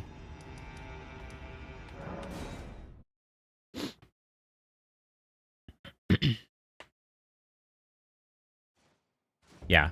The advice that is often given to help grow, and like the one thing that I don't necessarily follow, like a lot of the other things that people suggest I already do, like be consistent, have a schedule, do, you know, stream at the same time every day. All that stuff I do. The one thing is like find a niche, and I don't have a well-established niche that I can market to. And that does make things more difficult. But I also don't really want to build too strong a niche, because as we had discussed earlier, that would make me bored. Like, play a consistent game? Absolutely not. That would be boring as shit. I will never not be a variety streamer. I love too many games to find myself playing a single one. There's no way in hell.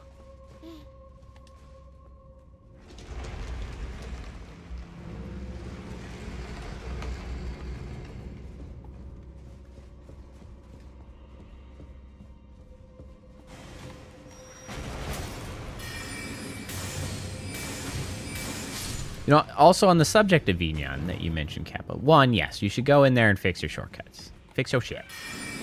But I also, like... I need more inspiration, because I'd really like to do more complicated stuff with the model. There's, like... There's a lot of... Oh, hello. There's a lot of mechanisms that I'm not currently using in Vignon, and I'm like, I need some inspiration on what I can do with some of this shit, but I just don't know necessarily what. Oh, you're facing the wrong way for me to crit. Oh, you know what? I could just shard spiral. That'd probably work.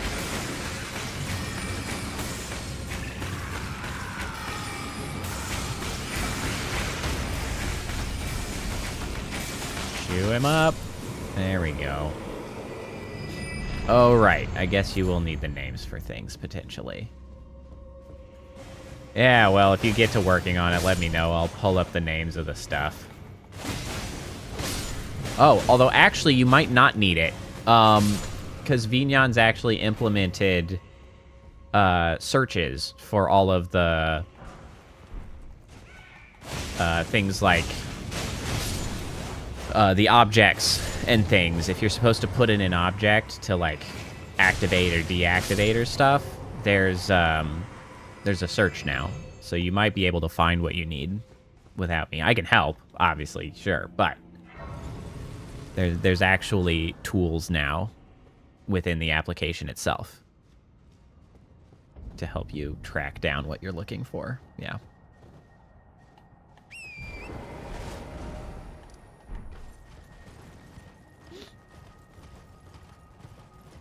All right, we're almost to the Erdtree. Actually, I got a lot further here than I thought I was going to, just screwing around after finishing the DLC.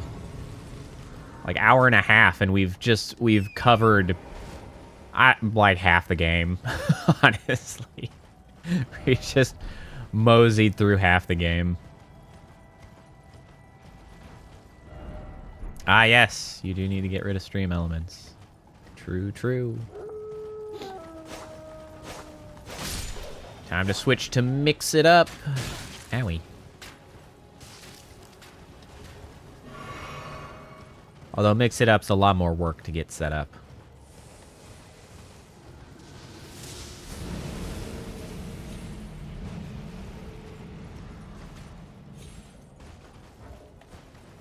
I have an arrow in my neck? Face? Something like that. I think Mix It Up is worth the work, but it is more work than Stream Elements.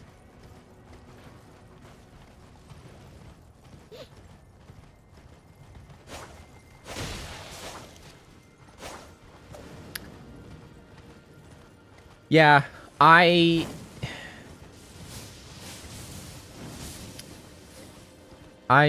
don't necessarily know which is better as far as streaming on YouTube or Twitch.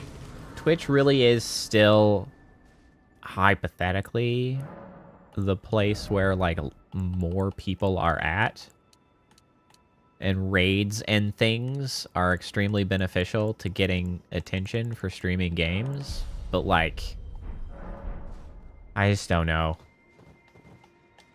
I certainly like the convenience of YouTube. You could dual stream. I will actually complain a little bit about dual streaming. I don't like dual streaming for a moderately established channel. I think dual streaming might be a good opportunity for you, Kappa. So they did implement raids on YouTube.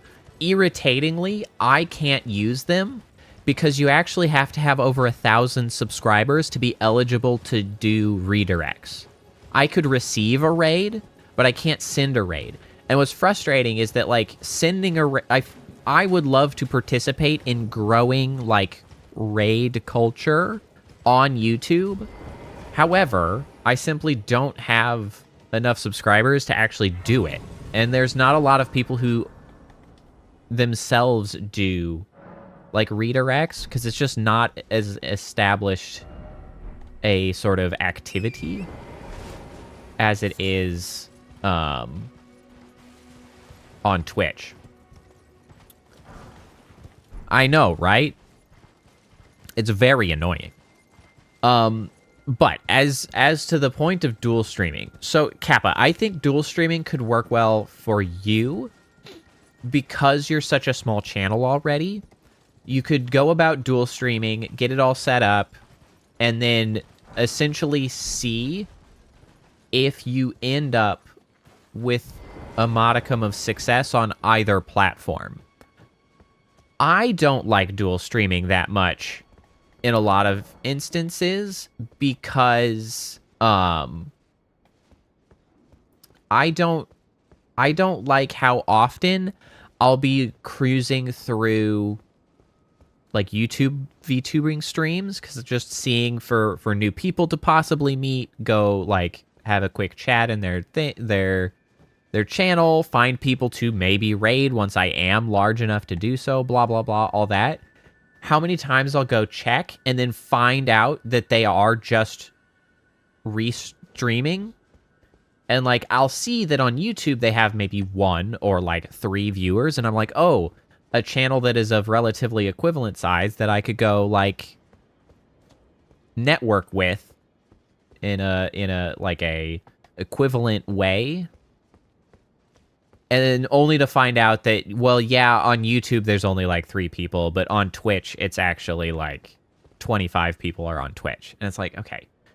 And not only is that annoying just because like, oh, well, they're a larger channel, it's annoying because I don't like what that does to the community. Like, I feel like if you have an imbalance of people on one platform to the other, I don't think you will ever grow on the lower platform, because I think people will pop into chat, and if you have both like Twitch and YouTube chats on screen, they will see all of the people in Twitch chat and just choose to leave, because I don't think people want to be in the dead chat. And maybe they'll try going over to Twitch, but I think more likely if they're on YouTube, they probably like staying on YouTube, and they'll just not stay. And so I don't think dual streaming is particularly effective unless you have at least relatively equivalent sizes on both already. Maybe you have a presence on both YouTube and Twitch, and like it works out. But like I don't want to hang out in the dead chat as compared to the active chat in a dual stream. And so I'm like, I don't care for it.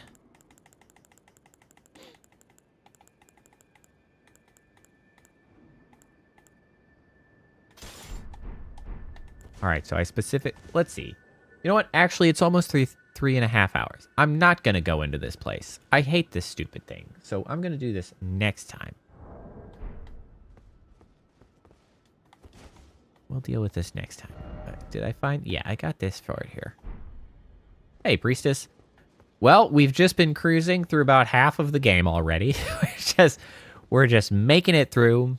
And we've just been talking about streaming, as I often end up doing when I don't have other stuff to talk about. I just complain about streaming. But I was specifically talking about the idea of people who stream on both Twitch and YouTube simultaneously, so people who do restreams, and how I don't really like as a viewer, I don't like going into a chat on YouTube, finding out that they're primarily a Twitch streamer, and that like their YouTube chat only has like 2 people, and there's like 30 people in their Twitch chat, and so YouTube chat is the quote-unquote like dead chat. And I don't like staying in those chats, and I don't think it's an effective way to grow on the other platform, because I expect that is at least a relatively common like perspective. Like if you go and you find out that like, oh, nobody's here, they're all over at Twitch, like I don't really want to hang out. Like I don't want to stay. Ow, my giblets. I've been killed. Okay.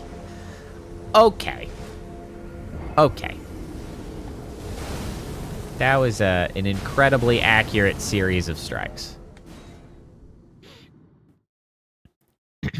Yeah, but Kappa was commenting about how she didn't know if she wanted to switch to YouTube or try dual streaming or what as far as her streams go. And I was saying, I think restreaming can work for a channel that has... Okay, cool. Thanks for that. That has very limited viewership on both platforms, because I think if they are both largely equivalent it makes for a much better dual streaming experience in comparison to someone who has an established viewership on one platform and then tries to just like double dip on the other one with minimal effort. And I'm like, I don't think the double dipping is as effective as people want it to be.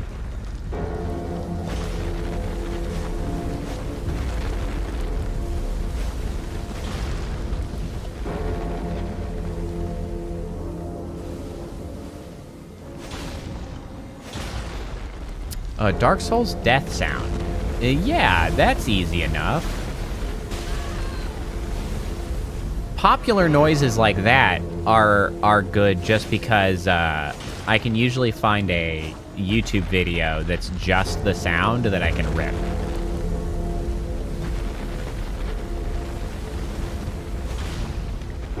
So that one's good.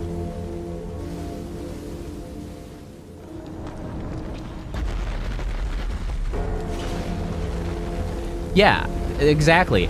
And what the big part, the important thing, I guess, to sort of realize on that front, I mean, not that I'm talking to anybody that can like actually like take action on what I'm saying, because none of you are out here dual streaming in a meaningful capacity.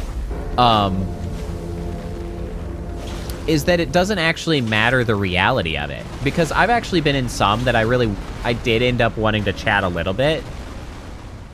And, like, you can be just as responsive to both chats. And, like, a lot of times they are.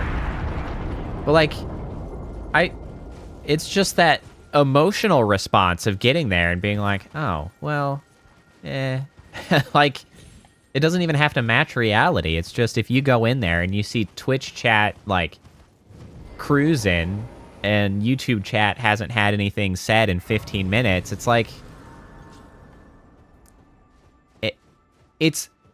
Seeing that is a lot worse than going into a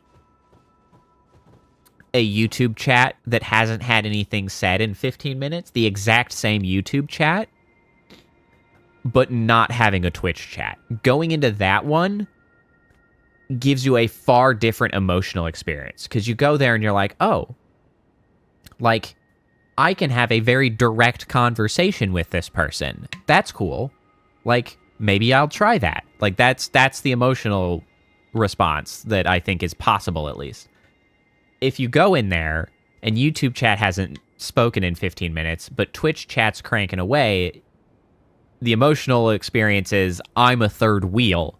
Like, they're just having themselves a date, and now I've kind of sidled in. I'm just gonna bounce. Like, that's the analogy, honestly. The similar experience is like third wheeling, and nobody wants to be the third wheel.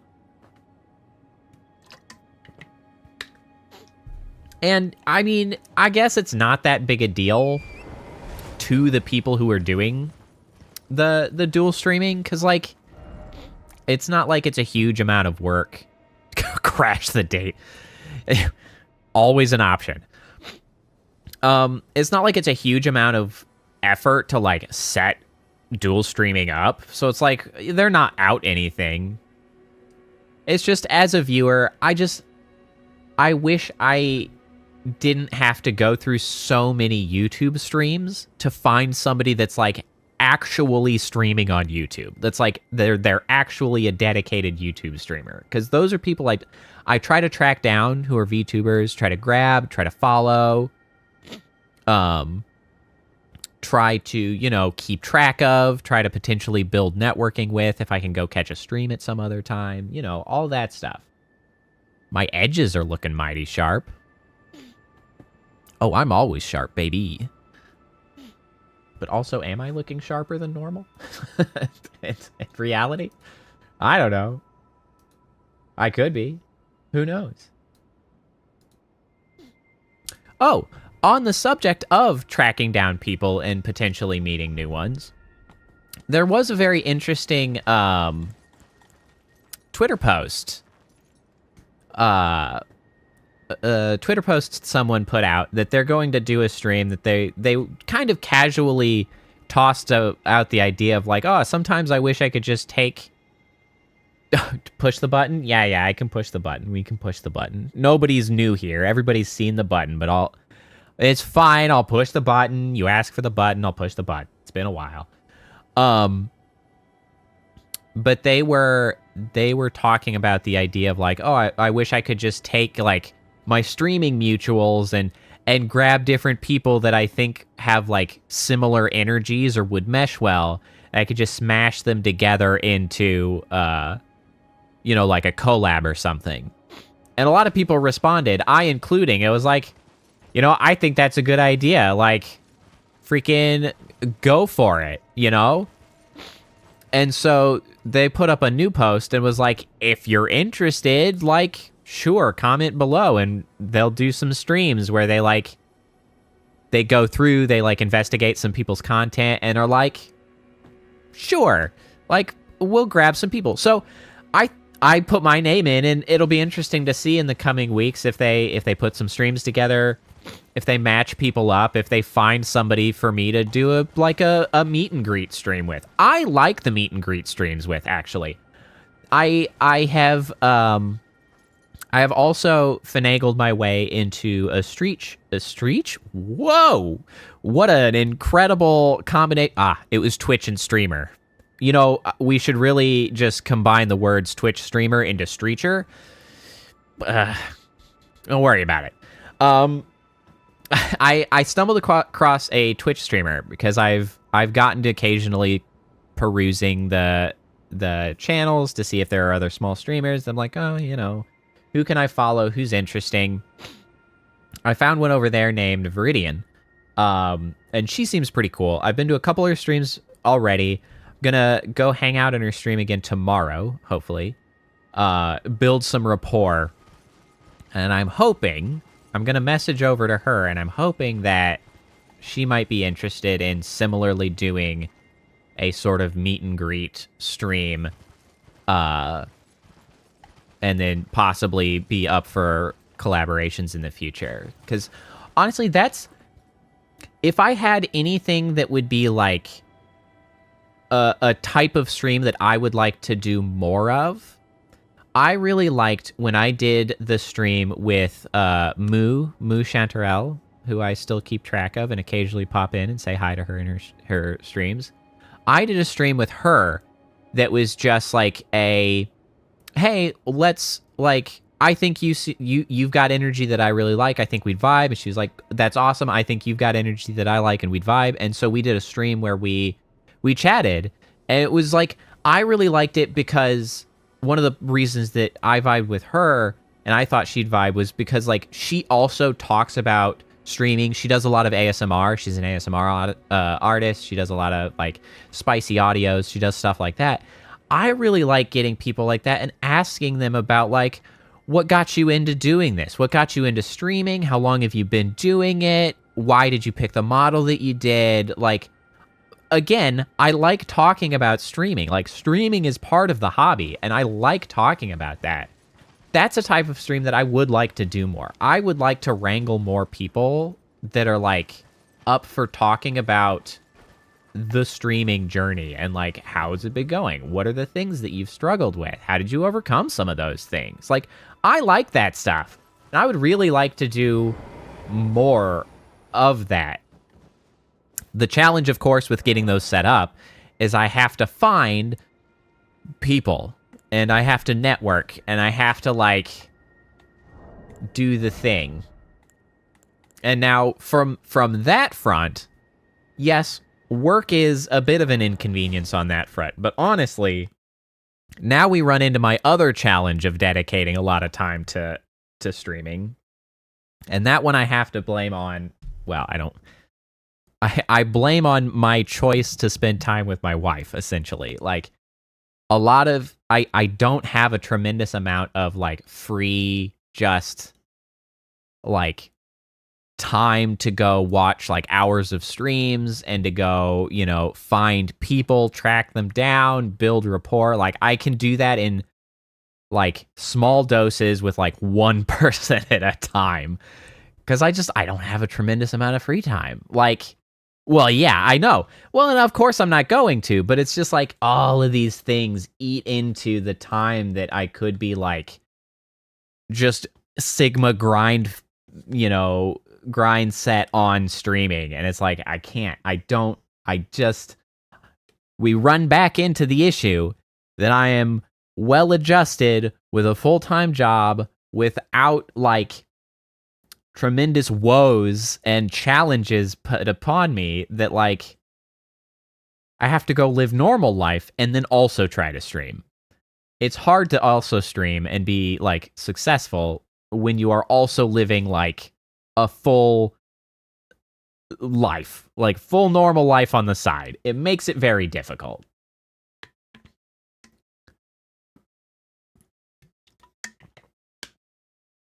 And you know what? Maybe it's because you only get people like that not only. A lot of the people who are very successful at streaming are, I don't know, maybe they're a little ill-adjusted. Maybe they got some weird troubles. Maybe they get a little bit too focused. Maybe that's why a lot of the freaking content creators can't keep themselves from freaking messaging minors and shit. Like, come on. Well, yeah, that's true. A lot of streamers are young. All of that good stuff. And then freaking they don't know what to do with themselves when they get big and successful because they started young and they matured on the internet instead of like, adjusted real life. Like, good God. They should have common sense. You would think, but boy, is it weird how all of the big streamers and freaking content creators, and not all of them. There are lots of tremendously successful ones that are not weirdos and are great people. God damn it, they gotta stop messaging minors. All these other ones, they gotta freaking chill out. Chill out. They are going wild out there, and not in a good way. They're just like very, very ill-advised. Bad. No me gusta. But I digress. I assure you, that will never be an issue for me, because I hate children. Don't worry, you will never find out about shenanigans from me. Because I hate them.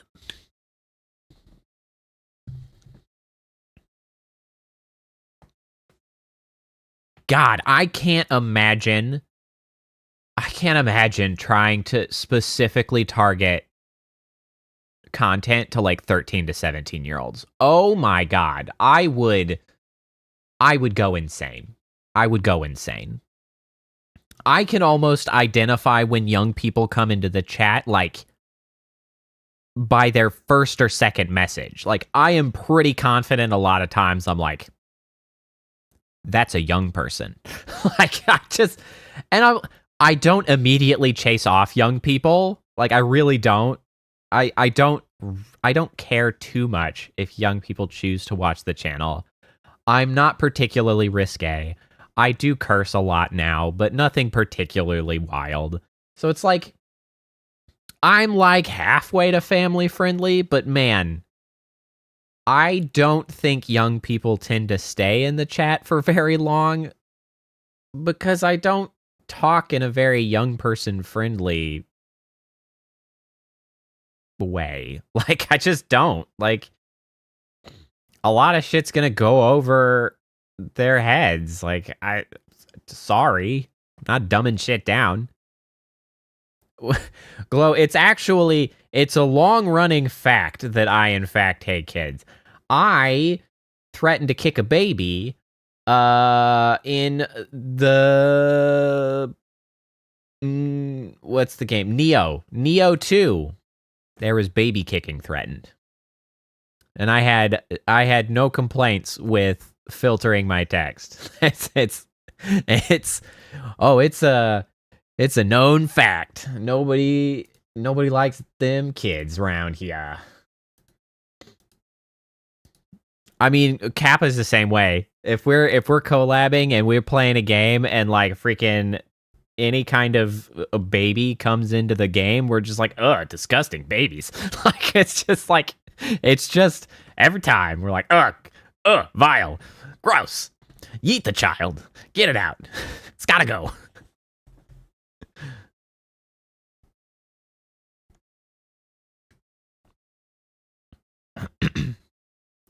And honestly, we have a pretty respectful chat so far. We really don't have very many people who come in and curse up a storm or anything. I curse more than chat now. I didn't used to curse, for a long time. For a long time, I did not curse. I was raised very religious. I definitely took it upon, I'm standing in the corner still. I guess I could come over here. I'll just wander over this way. I gotta sidle chat over here so I'm looking in the right direction. I didn't used to curse at all.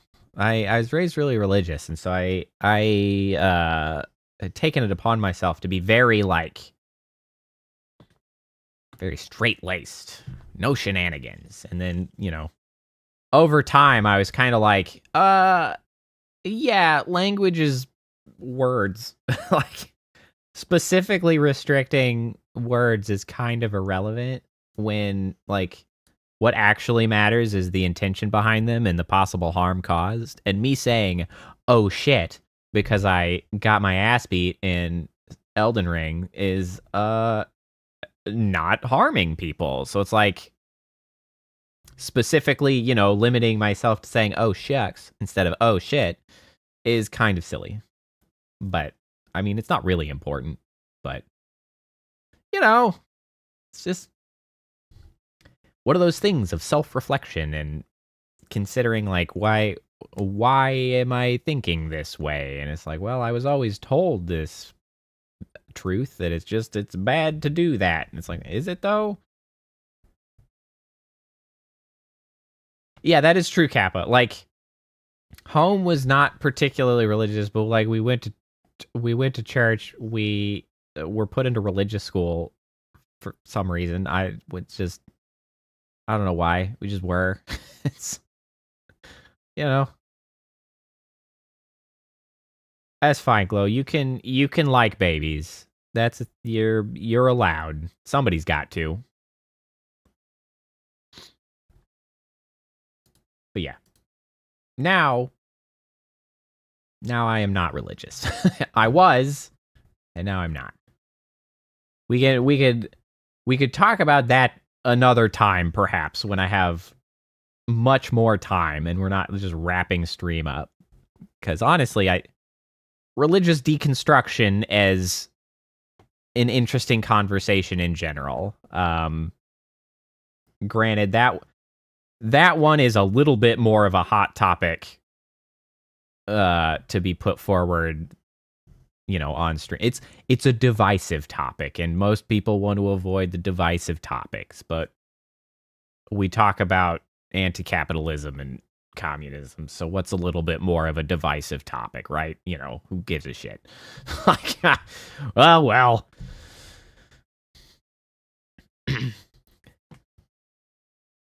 Yeah, I hope that at the very least, I do not generally come off as a particularly unwelcoming sort for, people who are priestess and alternatively religious. Generally, I am largely an anti-theist. See, I said I'd talk about it some other time, and I can't help myself. The footnotes, I'm largely anti-theist at this point. But that's far more based on the damage that has come from the organized religions and what they do to people. Not a direct, I don't think you should be allowed to believe things. You can believe things, but once you start using your beliefs to harm other people and control other people, I'm not into that at all. So that's the very, very footnotes of generally kind of my belief stance and where I've ended up. So I don't give a shit what people believe, but when they start using their beliefs to harm people, I'm no longer having a good time. Like, yeah, it really does. It's a problem. Well, and the thing that is most nefarious and really problematic is that, like, one of the big things that you learn, well, you learn when you are raised religious, and then you, like, when you deconstruct, one of the main things that you learn is that there really are a great many very genuine people wrapped up doing things that are ultimately hurting a lot of people. Like, they are genuine people who think what they are doing is helpful and good, and ultimately the system at large is not good. But, like, from an individual perspective, they don't necessarily see that broad level of harm being caused, because on an individual level, they've been convinced of something that they believe, like, authentically, and they want to, like, yeah, there are very few really bad guys. The problem is a lot of those very bad guys are actively sort of, like, using religion as a tool to convince the actual people who are authentic and want to do good. They're convincing them of certain ways to act and believe, and they're just being manipulated into believing things that harm people, while they themselves are of the belief that they need to help them. And it's really unfortunately. It's really, really unfortunate, because, like, I knew those genuine people, and they were nice people, and I liked spending time with them. But, like, I need them to understand, like, what's happening. So I was one of those people. I was a little bit more of an asshole, though. I'll be honest. I used to be an asshole. I used to be self-right. Well, okay. All right. I'll be honest. I'm still self-righteous. I'm sorry. I was going to say I used to be self-righteous, and I was like, wait a second. I still think I'm right. Wait. It's fine. Now I am right. I wasn't right, and I was still an asshole. Now I'm right and still an asshole, so it's okay. That's the difference, all right? We got it? Everybody's in agreement? Perfect. If you claim to disagree, I'm going to delete your message. If you say I'm not right, I have the power to get rid of your messages. So you can't stop me. So hold on.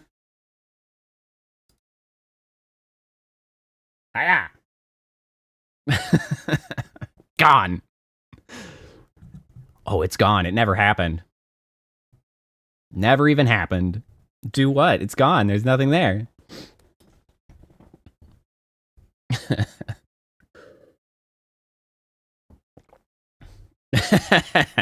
Ha!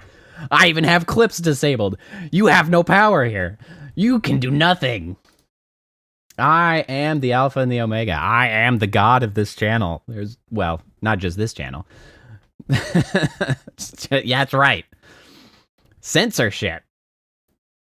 I fully endorse censorship. I censor all the bullshit. All right, well, on that bombshell, we are coming up on 4 hours, so it is time to go to bed, because I must still work tomorrow. But it has been a pleasure. I love that all of you have come and hung out and remain sticking around. Glow, Priestess, Kappa, all those who have been here and gone already for the day. I appreciate you so much, and it has been a delight. Hey, if I'm a plan for the corpos, I better have a way bigger audience than I do. What is this bullshit? I have the worst corpo ever. But it's been a delight. We will be back Saturday. We're going to be playing a little bit more Elden Ring on the side, but we're going to be focused a lot more I'll be setting it up so that we could watch lore videos while we stream and while we play Elden Ring. It's gonna be fun. We're gonna get those sweet Elden lore drops that will delight and amaze. And I really hope that there's been some good videos made already for the DLC, because I am dreadfully curious as to what all of that stuff means from the DLC. I'd probably know better if I took time to read like item descriptions and shit, but that takes effort. So I'll let someone else do that for me. But have a good rest of the week. Get yourself some rest. Enjoy your Friday. Enjoy your weekend. And I will see you Saturday. All right. Bye.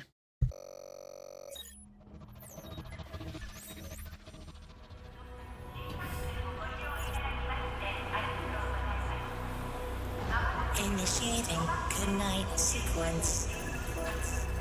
Dispersing appropriate dosage of compound 347. Initiating phase 1 of memory calibration. This won't hurt a bit. Just close your eyes.